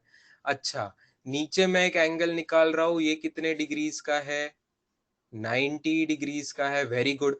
अच्छा, और एक एंगल निकाल रहा हूं मैं, देखना ये थोड़ा टफ है, ये थोड़ा टफ हो सकता है आपके लिए। ये ऐसा पूरा, इसका जवाब दो, ये कितना एंगल है? ये जीरो नहीं है, कुछ लोग zero type, very good, 360 is a correct answer. 90 के डबल का डबल, पूरा 360 degree is students full circle. ठीक है, 360 degree is full circle, full circle में है एक यूनिट। ठीक है, 360 डिग्रीज। अब मैं डिफाइन करूंगा रेडियन। रेडियन की डेफिनेशन आपने थोड़ी सी पढ़ के आए होंगे, अपने डाउट्स के व्हाट्सएप ग्रुप पे डिस्कशन भी हुआ कि जब जब कोई भी एंगल होगा तो आप अगर सर्कल का पार्ट निकालोगे तो आर्क ऑफ सर्कल की कोई लेंथ होती है स्टूडेंट्स, लेंथ होगी, और आर इज मान लो रेडियस ऑफ द सर्कल होगी। ठीक है, तो ये जो एंगल थीटा होता है, ये थीटा एंगल की डेफिनेशन एल अपॉन आर करेंगे। ऐसे डेफिनेशन करके जो जवाब आएगा, ये थीटा एंगल का जवाब होगा इन रेडियन।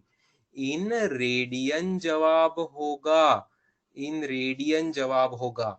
तो चलो एक फुल सर्कल पे आके मैं समझाता हूं। सबसे पहले फुल सर्कल पे आएंगे स्टूडेंट्स, ऐसा देखो मैं एक फुल सर्कल निकाल रहा हूं, तो ये फुल सर्कल का एंगल, फुल सर्कल का एंगल क्या होगा? चलो निकालते हैं। Theta is equal to L by R, theta is equal to L by R. R क्या है? रेडियस। एल है आर्क की लेंथ। जब मैं फुल सर्कल ले रहा हूं तो आर्क कितना बन रहा है स्टूडेंट्स? आर्क कितना बन रहा है? क्या लेंथ है? पूरा सरकमफरेंस है, पूरा सरकमफरेंस है, वेरी गुड, पूरा सरकमफरेंस है। तो आर्क लेंथ हो गई 2 पाई आर, 2 पाई आर। ठीक है, 2 पाई आर। अच्छा, आर आर कैंसिल हो रहा है स्टूडेंट्स, आर आर कैंसिल हो रहा है, तो आंसर आ रहा है 2 पाई। 2 पाई किस यूनिट में है? ये रेडियन में है। पूरा अगर मैं लिखूंगा तो रेडियन में है। ठीक है, शॉर्टकट में लिखूंगा तो आर ए डी है ना, उसका सिंबल है आर ए डी, सिंबल है are A D.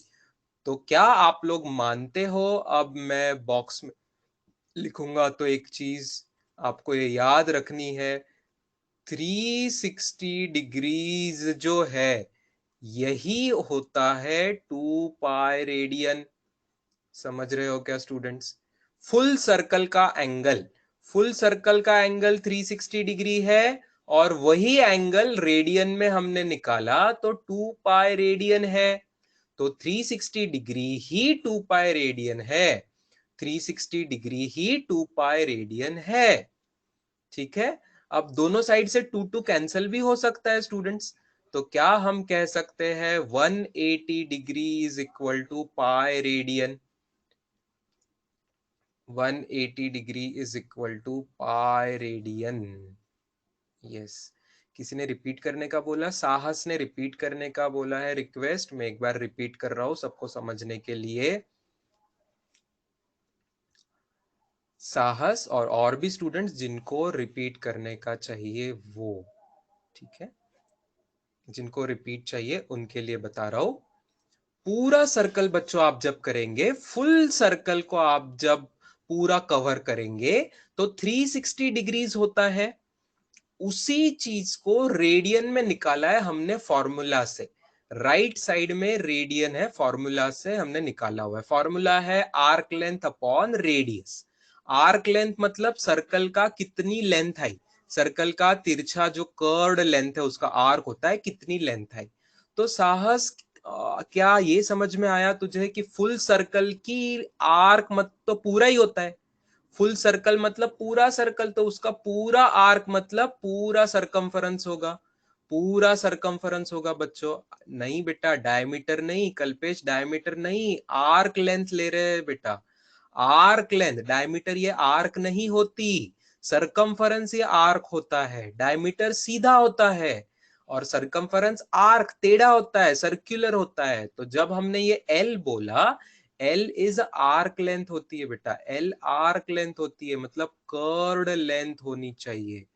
L is arc की लेंथ, आर्क की लेंथ मतलब कर्व्ड लेंथ होनी चाहिए।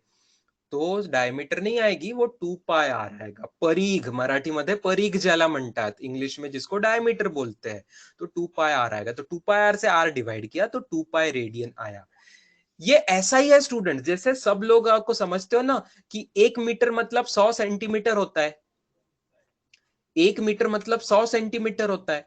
तो मीटर भी लेंथ मेजर कर रहा है, सेंटीमीटर भी लेंथ मेजर कर रहा है ना, दोनों चीजें लेंथ ही मेजर कर रही है स्टूडेंट्स, दोनों चीजें लेंथ ही मेजर कर रही है, बस अलग अलग यूनिट है। वैसे डिग्रीज में भी एंगल मेजर करते हैं, रेडियन में भी एंगल मेजर करते हैं, लेकिन 1 डिग्री और 1 रेडियन सेम नहीं होता, कम ज्यादा होते हैं, कम ज्यादा होते हैं। तो 1 रेडियन मतलब कितना डिग्री होता है मैं आपको पढ़ाऊंगा अगले पेज पे। ये पेज लिख लिया सबने, ये पेज लिख लीजिए, ये पेज लिख लीजिए, ये पेज लिख लीजिए। ठीक है, मैंने 2-3 बार एक्सप्लेन किया, और भी एक्सप्लेन करूंगा, कोई पूछ रहा है तो। ठीक है, अभी के लिए आप लिस्ट कर लीजिए, लिख लीजिए, कुछ लोग लिख भी चुके हैं। ठीक है, यस, यस, यस, मैं वेट कर रहा हूँ Bhumika, I am waiting. Prasad, I will wait, कुछ और लोगों के लिए मैं I am waiting students. Gaurav Pondkule, Gaurav बेटा लिहून घे सध्या, तुला अजून एकदा एक्सप्लेनेशनची गरज आहे, आय will explain it again later, नंतर एक्सप्लेन करून घेईल, वाटलं तर तुम्हाला पर्सनल मेसेज मध्ये पण विचारून घ्या अजून, I will explain it again. सध्या लिहून घ्या स्टूडेंट्स, ज्यांचं राहिलाय just write it down. Sakshi Bhapkar तू गलत लिख रही है चैट बॉक्स में, 180 degree is equal to pi r मत लिख, पाई आर ए डी, पाई से थोड़ी जगह छोड़ के आर ए डी लिखना पड़ेगा, आर तो रेडियस से कंफ्यूज हो जाएगा। R A D means radian, R radian और रेडियस में फर्क है, हाँ, रेडियन और रेडियस के स्पेलिंग में फर्क है। हाँ, मुझे सभी के डाउट्स लेने हैं, बट टाइम कम पड़ रहा है आज के लिए, ठीक है ना, एक एक लेंगे। आदित्य शेरके के भी 2 डाउट्स थे कल, आदित्य शेरके के डाउट्स भी मैं लेना चाहता हूँ, मेरे पास है व्हाट्सएप पे ऊपर, I will try to come to that. और अगर नहीं हो पा रहा है स्टूडेंट 9:30 तक, तो आज मैं जो जो डाउट्स कल के हमने पोस्टेड है उनके जवाब आज मैं खुद ग्रुप पे दे दूंगा, जिन जिन का हम आज डिस्कस नहीं कर पाएंगे उनका मैं ग्रुप पे दे दूंगा। चलो, लिखना हो गया है, अगले पेज पे आता हो। चलो, पिछले पेज पे हम इस स्टेप तक पहुंचे थे students, 180 degree is equal to pi. Sakshi Bhapkar, मैं शॉर्ट में एक्सप्लेन कर रहा हूँ, इसके पहले हमने 360 degree is equal to 2 pi radian था, उसको 2 से डिवाइड कर दिया बेटा, दोनों साइड पे 2-2 से डिवाइड कर दिया, उससे 360 को 2 से डिवाइड किया, 180, 2 पाई को 2 से डिवाइड किया, पाई रेडियन। तो ये अपना आ गया था पिछली पेज पे। ठीक है, इससे हम 2 तरीके से कन्वर्ट और कर सकते हैं। देखो, दोनों साइड से 180 180 से मैंने डिवाइड कर दिया, तो 1 डिग्री क्या हो जाएगा, पाई डिवाइडेड बाय 180 रेडियन। समझ रहे हो बच्चों, 180 से डिवाइड कर दिया तो आपको ये मिल जाएगा, है ना, 180 से डिवाइड कर दिया तो ये मिल जाएगा। ठीक है, इसकी वैल्यू कोई आप बताओ मुझे ढूंढ के, इसकी वैल्यू आप ढूंढ के बताओ, या कैलकुलेटर से कैलकुलेट करके बताओ। पाई सबको पता है कौन होता है, पाई होता है 3.14 ना, 3.14 के तो आप बता सकते हो। और दूसरी चीज मैं कर रहा हूं, देखो, पहली चीज मैंने बताई डिवाइडिंग बाय 180, और दूसरी चीज मैं बता रहा हूं दोनों साइड को डिवाइडिंग बाय पाई कर दो, तो 180 by pi degrees, 180 divided by pi degrees is equal to 1 radian हो जाएगा। देयरफॉर ये चीज भी आपको याद रखना है। और इसकी वैल्यू कोई अंदाजे मुझे बताएगा, इसकी अंदाजे वैल्यू क्या है अप्रोक्सीमेटली? इसकी अंदाजे वैल्यू कोई बताएगा? यस, पहली वाली बात सही है, अप्रोक्सीमेटली 0.0174 वगैरह वगैरह वगैरह आ रहा है। ठीक है, मैं 3 डेसिमल तक लिख रहा हूँ, 0.017 रेडियन। और अगली चीज की वैल्यू 180 बाय पाई करो स्टूडेंट्स, 180 बाय पाई करो। इसका वेरी गुड, इसका आंसर आएगा करीब करीब 57.3 डिग्रीज। ठीक है, ये बहुत जरूरी आपको याद रखना। एक रेडियन कितना होता है? एक रेडियन ये 57.3 डिग्री के आसपास होता है। तो रेडियन जो है बड़ा है कि डिग्री बड़ा है?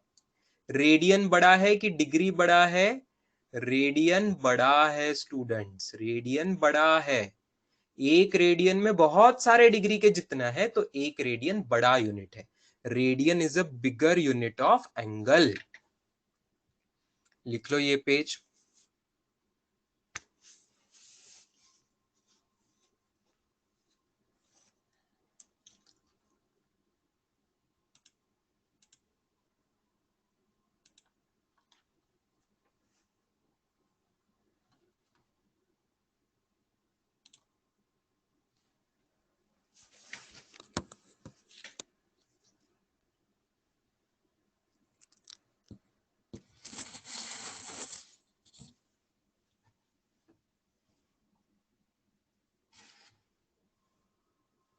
यस शंतनु माई, रेडियन को शॉर्ट में ऊपर सी लिखते हैं, ऊपर ऊपर, जैसे डिग्री ऊपर लिखते हैं ना 0 करके, वैसे रेडियन को शॉर्ट में सी करके ऊपर लिख सकते हैं। बिल्कुल सही है, करेक्ट।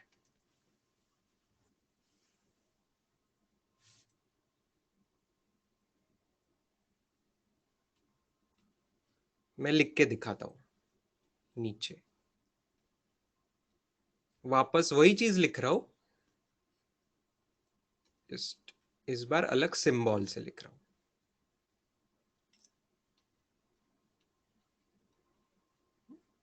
ये ऊपर में जो सी है ये रेडियन का सिंबल है।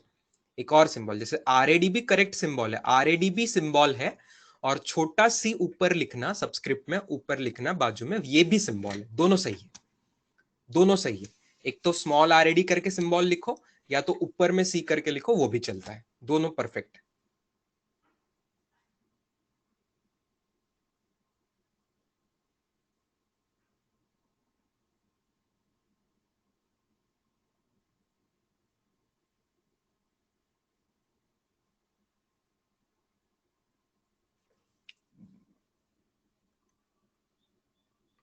बहुत अच्छे, चलो लिख लिया, फैंटास्टिक। अब आ रहा हूं मैं सॉलिड एंगल पे। सॉलिड एंगल समझना थोड़ा मुश्किल जाता है, बट मैं आपको समझाने की कोशिश करूंगा, बिल्कुल समझाने की कोशिश करूंगा, और समझ भी जाओगे आप लोग, मैक्सिमम लोग समझ जाएंगे, बस कम टाइम में समझाना है।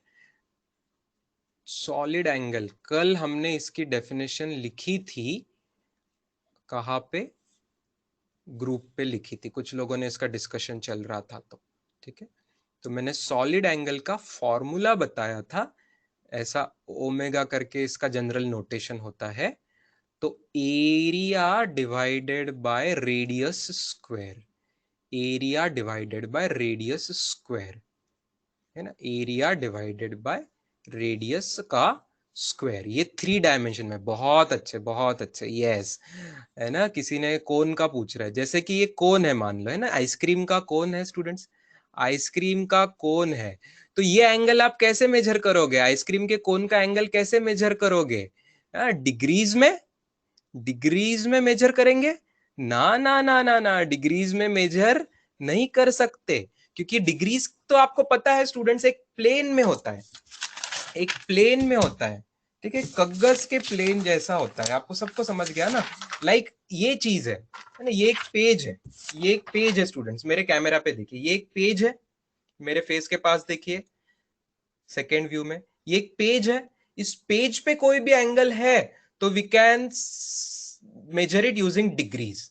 लेकिन क्या आइसक्रीम का कोन, क्या आइसक्रीम का कोन, आइसक्रीम का कोन एक प्लेन में होता है क्या? आइसक्रीम का कोन एक प्लेन में नहीं होता है, तो उसका एंगल आप डिग्रीज में मेजर नहीं कर सकते, रेडियन में भी मेजर नहीं कर सकते, उसको मेजर करना पड़ेगा कुछ अलग यूनिट में, तो वो यूनिट है स्टेरेडियन। उसको कह सकते हैं आप 3D एंगल, इसको आप 3D एंगल भी कह सकते हो। सॉलिड एंगल मतलब 3D एंगल, ठीक है, सॉलिड एंगल मतलब 3D एंगल। तो अब मैं आपको एक बेसिक बताता हूं, जैसे फुल सर्कल हमने किया था, फुल सर्कल का एंगल, फुल सर्कल का फुल सर्कल का प्लेन एंगल जो होता है, प्लेन एंगल जो होता है वो हम उसको 360 डिग्रीज लिखा था हमने, 360 डिग्रीज लिखा था, जो कि कितना रेडियन आ गया था, कितना रेडियन आ गया था, 2 पाई रेडियन आ गया था, 2 पाई रेडियन आ गया था। वैसे ही मैं अब भी आपको प्रूव करके दिखाऊंगा कि full sphere, full sphere, full sphere जो रहता है स्टूडेंट्स, फुल स्फीयर जो रहता है, मतलब प्लेन नहीं, पूरा स्पेस, 3D, 3D स्पेस का पूरा जो आएगा, प्लेन नहीं, पूरा 3D स्पेस जो आएगा, उसका सॉलिड एंगल जो होता है या 3D एंगल जो होता है वो चीज, उसको डिग्रीज में नहीं मेजर करते, उसको स्टेरेडियन में मेजर करते हैं, जिसका सिंबल है SR। वो आता है 4 पाई स्टेरेडियन। कैसे, देखो मैं बाजू में आपको बता रहा हूं। ये नीचे नीचे थोड़ा सा देखिए, ये स्फीयर है स्टूडेंट्स, ये पूरा स्फीयर है, ठीक है। इसके बीचों बीच में ये जो पूरा एंगल बन रहा है, ये कोन के एंगल से बड़ा है ना स्टूडेंट्स, कोन के एंगल से बड़ा है, समझ रहे हो? थोड़ा सा मेरे फेस के पास आ जाइए, देख लीजिए, है ना। कोन का एंगल जो है वो ऐसा है, इतना सा है, इतना सा है, कोन का एंगल इतना सा है, देखो स्टूडेंट्स, कोन का एंगल इतना सा है, छोटा सा एंगल है कोन का, मानते हो छोटा सा एंगल है, लेकिन स्फीयर का एंगल तो पूरा है ना, ऐसा वैसा पूरा पूरा पूरा एंगल है स्फीयर का। ऐसे गोल गोल हाथ घुमा रहा हूं मैं, देखो पूरा, बात समझ पा रहे हो एंगल की? यस, पूरा एंगल है। तो उस पूरे एंगल को कैसे मेजर करेंगे, पूरे एंगल को कैसे मेजर करेंगे? फॉर्मूला आपके सामने ऊपर बॉक्स में लिखा गया है, एरिया अपॉन रेडियस का स्क्वायर। क्या आप लोग पूरे स्फीयर का सरफेस एरिया याद है बच्चों? ज्योमेट्री में पढ़ा था, पूरे सरफेस का एरिया याद है? 4 pi r square, very good very good, ठीक है, 4 पाई r स्क्वायर। तो लगा दीजिए, ये कैसे आया? Omega is equal to, omega is equal to, area है ऊपर 4 pi r square divided by नीचे रेडियस का square, radius square radius square cancel होके 4 पाई आपका आंसर आया, ठीक है।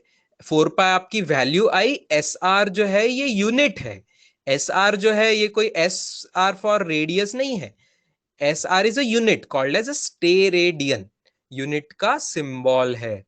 एस आर जो है ये यूनिट का सिंबल है, स्टेरेडियन यूनिट का शॉर्ट में सिंबल है।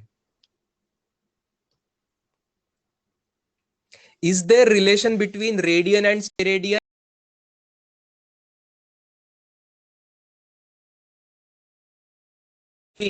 Is there a relation between kilogram centimetre? भाई किलोग्राम और सेंटीमीटर में क्या रिलेशन होगा? नहीं होगा ना, एक मास है और एक लेंथ है, उसमें कोई रिलेशन नहीं है।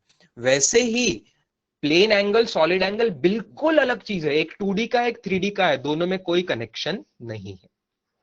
यस, हाँ, both are physical quantities obviously, both are physical quantities. Yes, both are physical, both are physical quantities नहीं। रजिया तूने कल भी ये कंफ्यूजन किया था, plane angle and solid angle are physical quantities, radian and steradian are not quantities, they are units, both are units of physical quantities, ठीक है।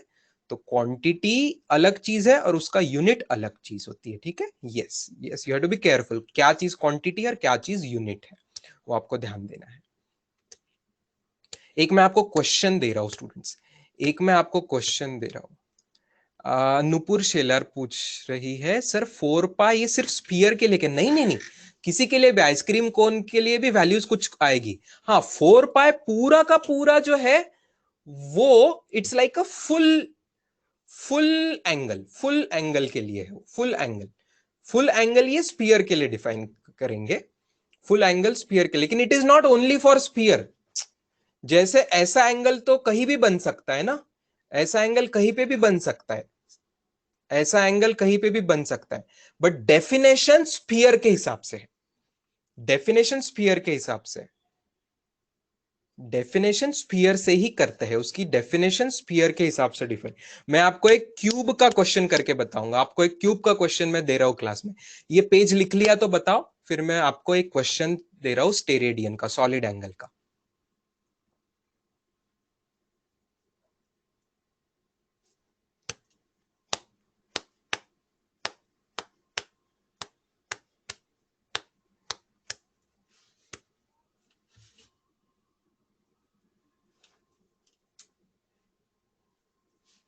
श्रद्धा कोकरे, good question. Answer is 2 pi. Hemisphere का एंगल जो आएगा वो आधा आएगा बेटा, 2 पाई आएगा। उसमें टोटल सरफेस एरिया नहीं लेना होता है, सिर्फ कर्ड सरफेस, कर्ड सरफेस। जैसे आर्क हमने बोला था पिछली बार, आर्क की लेंथ लेनी होती है, वैसे यहाँ पे कर्ड एरिया ही लेना होता है। तो हेमिस्फीयर का सॉलिड एंगल आ जाएगा 2 पाई। बहुत अच्छा सवाल है तेरा, बहुत शाबाशी, बहुत ब्यूटीफुल सवाल उसने पूछा है। देखो, क्योंकि हेमिस्फीयर का फॉर्मूला ना, एरिया का कर्ड का 2 पाई r² भी आता है कर्ड का, और टोटल सरफेस एरिया 3 पाई r² आता है। इसलिए उसको डाउट आया कि सर 2 पाई स्टेरेडियन आएगा कि 3 पाई स्टेरेडियन आएगा। तो हेमिस्फीयर का आएगा 2 पाई स्टेरेडियन। बहुत अच्छे, बहुत अच्छा सवाल लगा मुझे ये। 3 पाई कंफ्यूजन हो सकता था, बट नहीं, 3 पाई आंसर नहीं आएगा। आपको कर्ड सरफेस ही लेना है, टोटल सरफेस एरिया नहीं लेना होता है।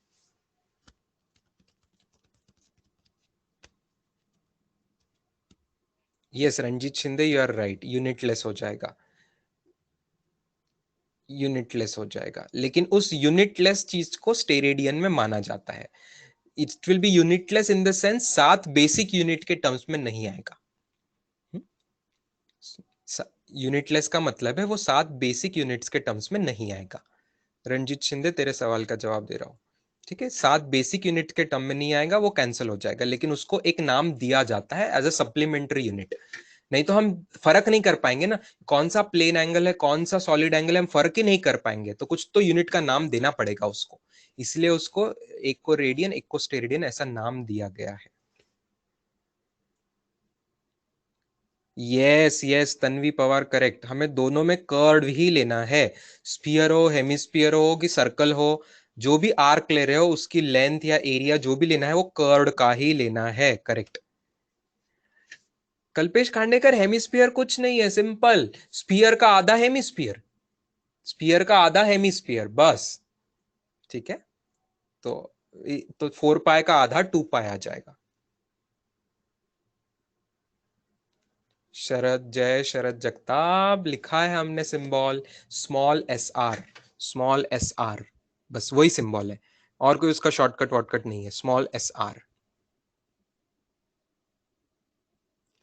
Avantika Rohite, yes it is applicable for any solid shape बच्चों, any solid shape, any solid shape के लिए इट इज एप्लीकेबल। ठीक है, मैं बताता हूँ आपको, करके बताता हूँ, अगले पेज पे आने दीजिए मुझे। आनंद बंडगार, तेरा क्वेश्चन आंसर करो। So what is the angle of sphere in degree? नहीं होता है बेटा, डिग्री में एंगल नहीं होता है स्फीयर का, क्योंकि ये 3D है ना, डिग्री से सिर्फ 2D के लिए किया है, ठीक है। उसका आंसर ही नहीं ले सकते। इट्स लाइक आस्किंग कि सर मेरा वजन बताओ सेंटीमीटर में, मेरा वजन कितना है, तेरा वजन कभी सेंटीमीटर में कर ही नहीं सकते, वैसे स्फीयर का एंगल कभी डिग्रीज में नहीं बता सकते। Is it okay? That is the answer, yes. Cube का मैं करके बताऊंगा आपको, सवाल दूंगा। सबसे पहले हेमिस्फीयर वालों को मैं क्लियर कर दूं बच्चों, हेमिस्फीयर इट्स लाइक आधा करना है आपको, सीधा सीधा, ठीक है। तो हेमिस्फीयर का एंगल ये ऐसा होगा, तो हेमिस्फीयर का सॉलिड एंगल जो ऐसा ऐसा आएगा वो पूरे स्फीयर से आधा होगा, सीधा सीधा। तो it will be 2 pi steradian, 2 pi steradian. अच्छा, एक बात मुझे समझाने की, क्या ये सब शेप्स के लिए है क्या, ये कुछ लोग पूछ रहे हैं। बाजू में एक चीज बताओ, ये एंगल मैंने दिया 2D में, 2D में कोई इसको बताएगा कितना डिग्रीज है, कितना डिग्रीज है लेफ्ट में, जवाब बताओ जल्दी से, जल्दी से जवाब बताओ। यस 90 डिग्रीज है, 90 डिग्रीज है। अच्छा, उसी के नीचे मैं और एक डायग्राम निकाल रहा हूं, उसी के नीचे मैं और एक डायग्राम निकाल रहा हूं। ये एंगल बताओ, ये एंगल बताओ। अच्छा, ये भी 90 डिग्रीज है, ये भी 90 डिग्रीज है। क्यों रे स्टूडेंट्स, क्यों रे, क्यों, क्यों वो भी 90 डिग्रीज है? एक जगह तो स्क्वायर सर्कल का आर्क है, एक जगह तो रेक्टेंगल है, फिर दोनों सेम कैसे आ सकते हैं? अरे क्योंकि एंगल उतना ही है, एंगल उतना ही है, घूमन घूमना तो उतना ही पड़ेगा ना, एंगल से तो वैल्यू सेम ही आएगी। ठीक है, तो शेप पे डिपेंड नहीं करता। ठीक है, तो अब 90 डिग्री को ही आप कर दोगे π/2 रेडियन आएगा स्टूडेंट्स। ये समझा क्या सबको? देखो 180 डिग्री था पाई रेडियन, 180 डिग्री था पाई रेडियन, तो उसका आधा कर देंगे तो 90 डिग्री आएगा, तो 90 डिग्री आएगा π/2 रेडियन। ठीक है बच्चों, तो π/2 रेडियन जो है मतलब 90 डिग्री जो है, ये मेरे दोनों डायग्राम में करेक्ट है, क्वार्टर सर्कल वाले डायग्राम में भी करेक्ट है और रेक्टेंगल वाले डायग्राम में भी करेक्ट है। वैसे ही सॉलिड एंगल के लिए स्फीयर होना जरूरी नहीं है, सॉलिड एंगल के लिए स्फीयर होना जरूरी नहीं है, सॉलिड एंगल के लिए स्फीयर होना जरूरी नहीं है। ठीक है, ठीक है बच्चों। अच्छा, एक एक सवाल मैं बनाने की देखो साइड में कोशिश करता हूं। आपका रूम है, हर जन आपका रूम है, आप कहीं तो रूम में बैठे हो, आपके रूम पे जमीन है, फ्लोर, ठीक है, और एक वॉल है, एक वॉल है, ठीक है, जमीन है और वॉल है, ठीक है, there is a floor and there is a wall, उसके बीच में एक सॉलिड एंगल आएगा, ऐसा सॉलिड एंगल आएगा, सॉलिड एंगल आएगा, मान रहे हो? ऐसा ऐसा आप इसको सॉलिड एंगल आएगा, उसकी वैल्यू बताओ, उसकी वैल्यू बताओ।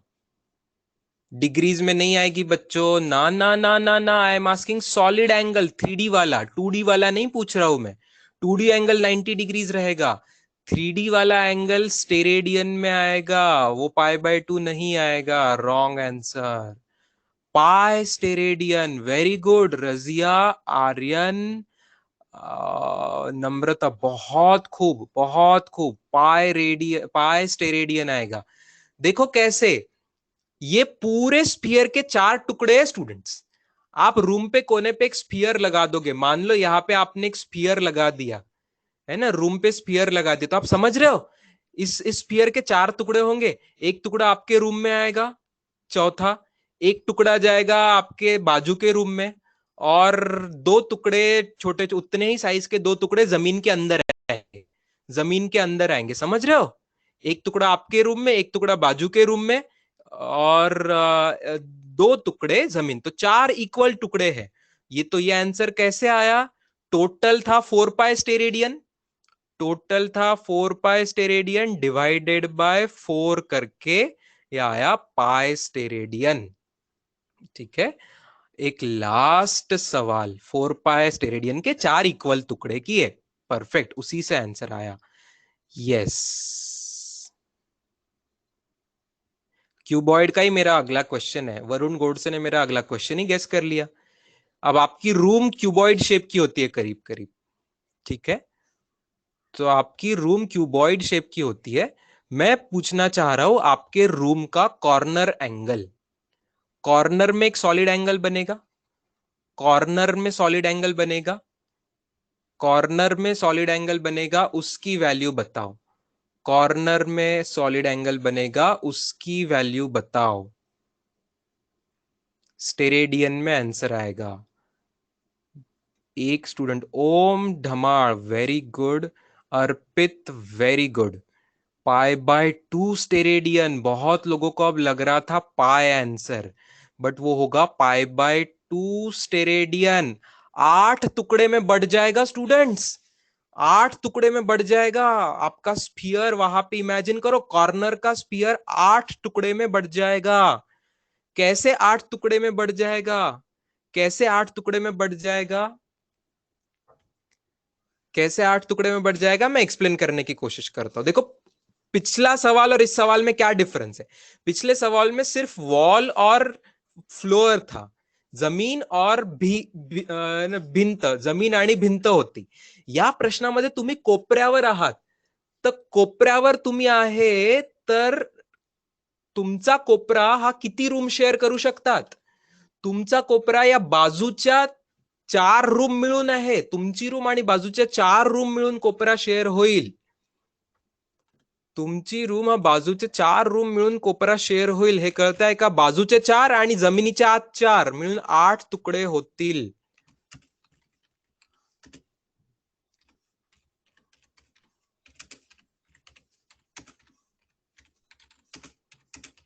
तर 4 आणि 4 8 तुकडे होतील, हे कोणाला इमॅजिन होत आहे का? कोणाला नाही इमॅजिन होत आहे तर मला एक अजून तुम्हाला डायग्राम दाखवावी लागेल. Let me show you the diagram. Let me show you some nice diagram selection from internet. Internet वरून मला एक डायग्राम शेअर करू द्या. व्हाईट बोर्ड अनशेअर करत आहे आणि डायग्राम मी स्क्रीन शेअर करत आहे.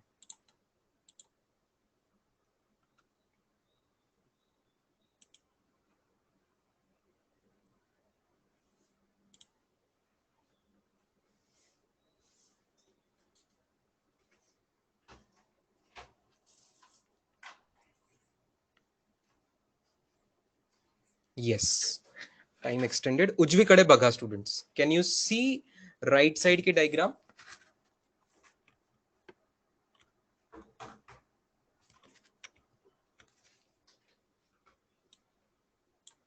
ये वाली डायग्राम पे फोकस करो.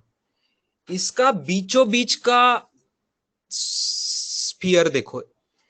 इस डायग्राम में आपको 8 रूम दिख रही है क्या? पहले ये समझो, 8 रूम्स दिख रही है क्या इसमें? 8 रूम्स, ऊपर की 4 रूम, नीचे की 4 रूम, मिलके 8 रूम्स है.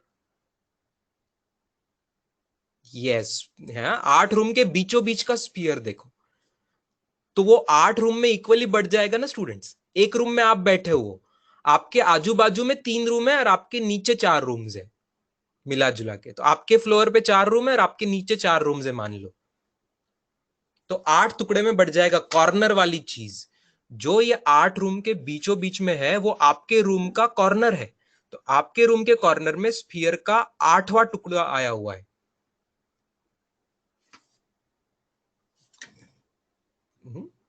चलो, गुड, फैंटास्टिक.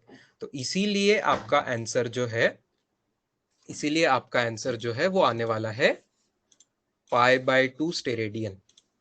ओके, 4 पाई के 8 टुकड़े. 4 पाई ये फुल स्फीयर का है, उठ के उसके 8 टुकड़े करके π/2 स्टेरेडियन आएगा क्यूबॉइड में.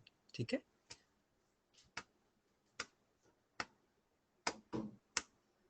होमवर्क मुझे फिर से आपको टाइप करके देना पड़ेगा, क्योंकि आज कवरेज तो जो मैं पढ़ाना चाह रहा था स्टूडेंट्स, वो तो आज मैं पढ़ा ही नहीं पाया पावर पॉइंट में से, है ना. I couldn't teach so many things from the power point.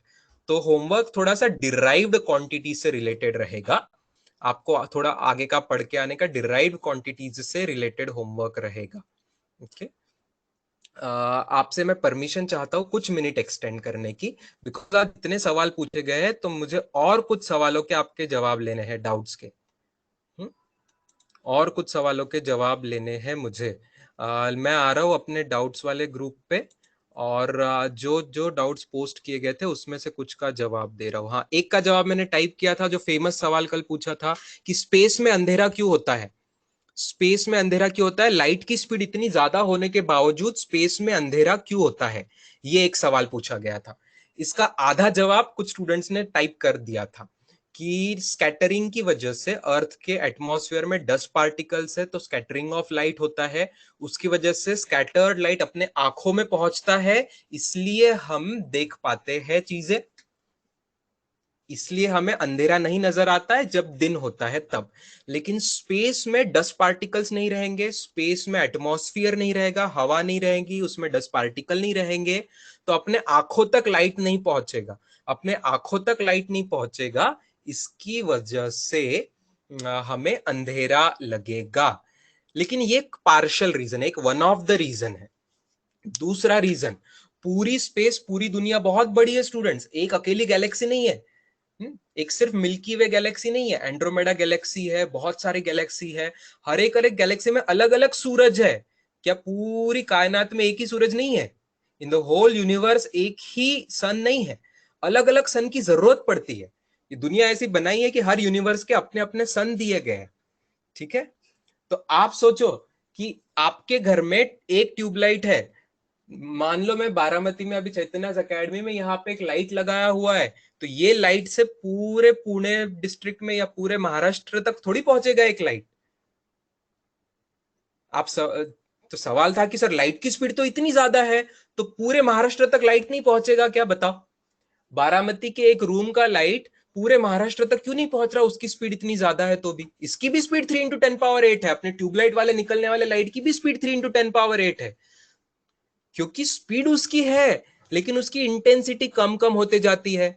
मेरे रूम में ज्यादा आ रही है, बाजू के रूम में थोड़ा लाइट और कम पड़ता है ना? बाजू के घर तक जाऊंगा तो मेरे लाइट का इफेक्ट और कम पड़ता है, तो उसकी इंटेंसिटी कम कम होती जाती है स्टूडेंट्स। तो सूरज के लाइट की इंटेंसिटी भी अर्थ तक पहुंचते पहुंचते कम होती जाती है, और दूर जाएंगे तो इतनी कम होती जाती है कि एकदम डिम दिखेगा, अपना सूरज काम में नहीं आएगा। आप बहुत दूर जाओगे दूसरे गैलेक्सी में, अपने गैलेक्सी के दूसरे कॉर्नर में कहीं पे, तो अपने सूरज का लाइट स्पीड बहुत होने के बावजूद लाइट पहुंचता भी होगा, लेकिन इतना फीका पहुंचेगा, इतना डिम पहुंचेगा कि आपको ऑलमोस्ट अंधेरा लगेगा।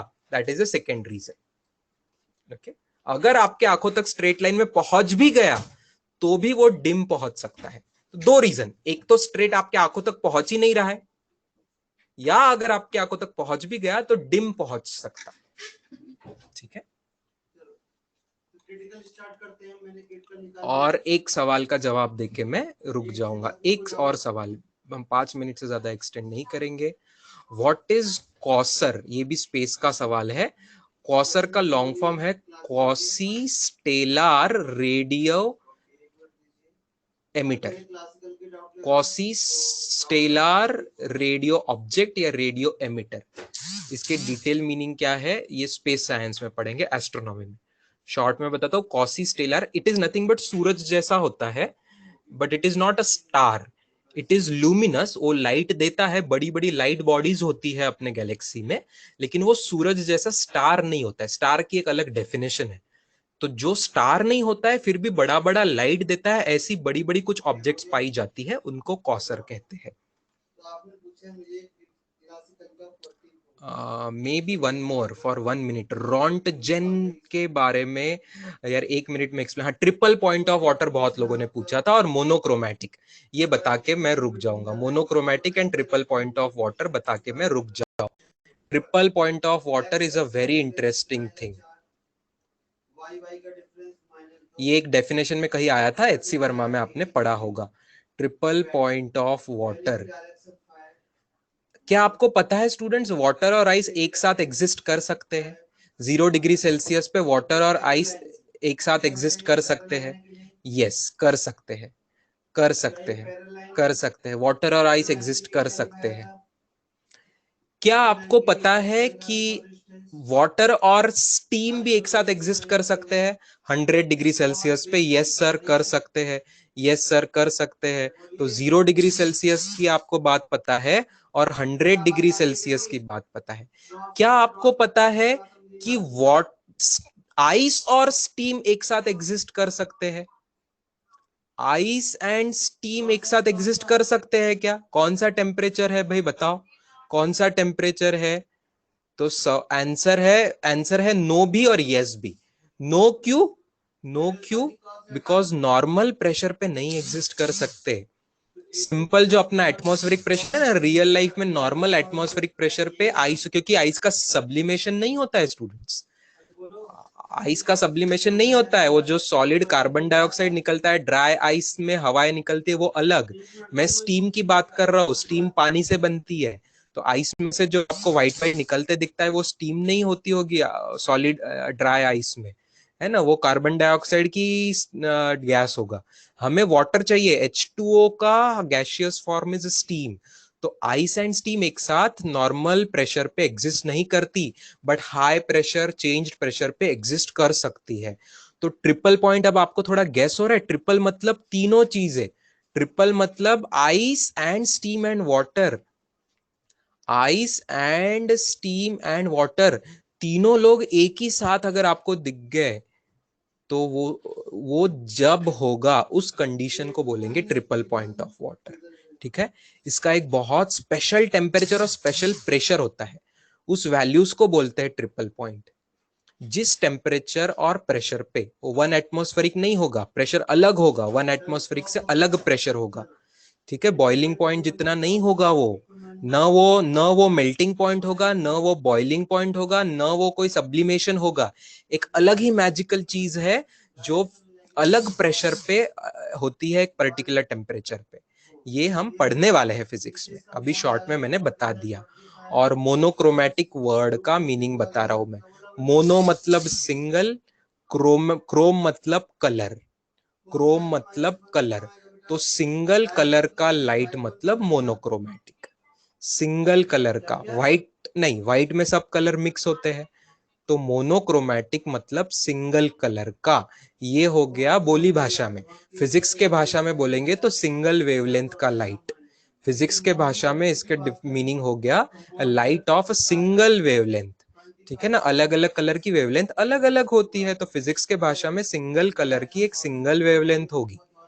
ठीक है, सिंगल वेवलेंथ मतलब बहुत स्ट्रिक्ट हो गया, जैसे ग्रीन कलर है तो ग्रीन के भी अलग अलग शेड होते हैं, ग्रीन के भी अलग अलग शेड होते हैं, ग्रीन के अलग अलग शेड की भी अलग अलग वेवलेंथ हो सकती है ना। तो हमको एकदम एक सिंगल वेवलेंथ चाहिए, तो एक वेरी पर्टिकुलर कलर चाहिए। नहीं, ब्लैक बॉडी का अलग डिस्कशन है, अभी डिस्कस करने जाएंगे तो हम नहीं कंप्लीट कर पाएंगे, वो आएगा। चलो, thank you so much students, also for slightly extending. अभी किसी का मैथ्स का बायोलॉजी का लेक्चर होता है तो हम गैप को बड़ा एक्सटेंशन नहीं दे सकते। Let us stop now. Okay, good day, see you on the doubts group on WhatsApp, some more answers and homework for tomorrow. Thank you students.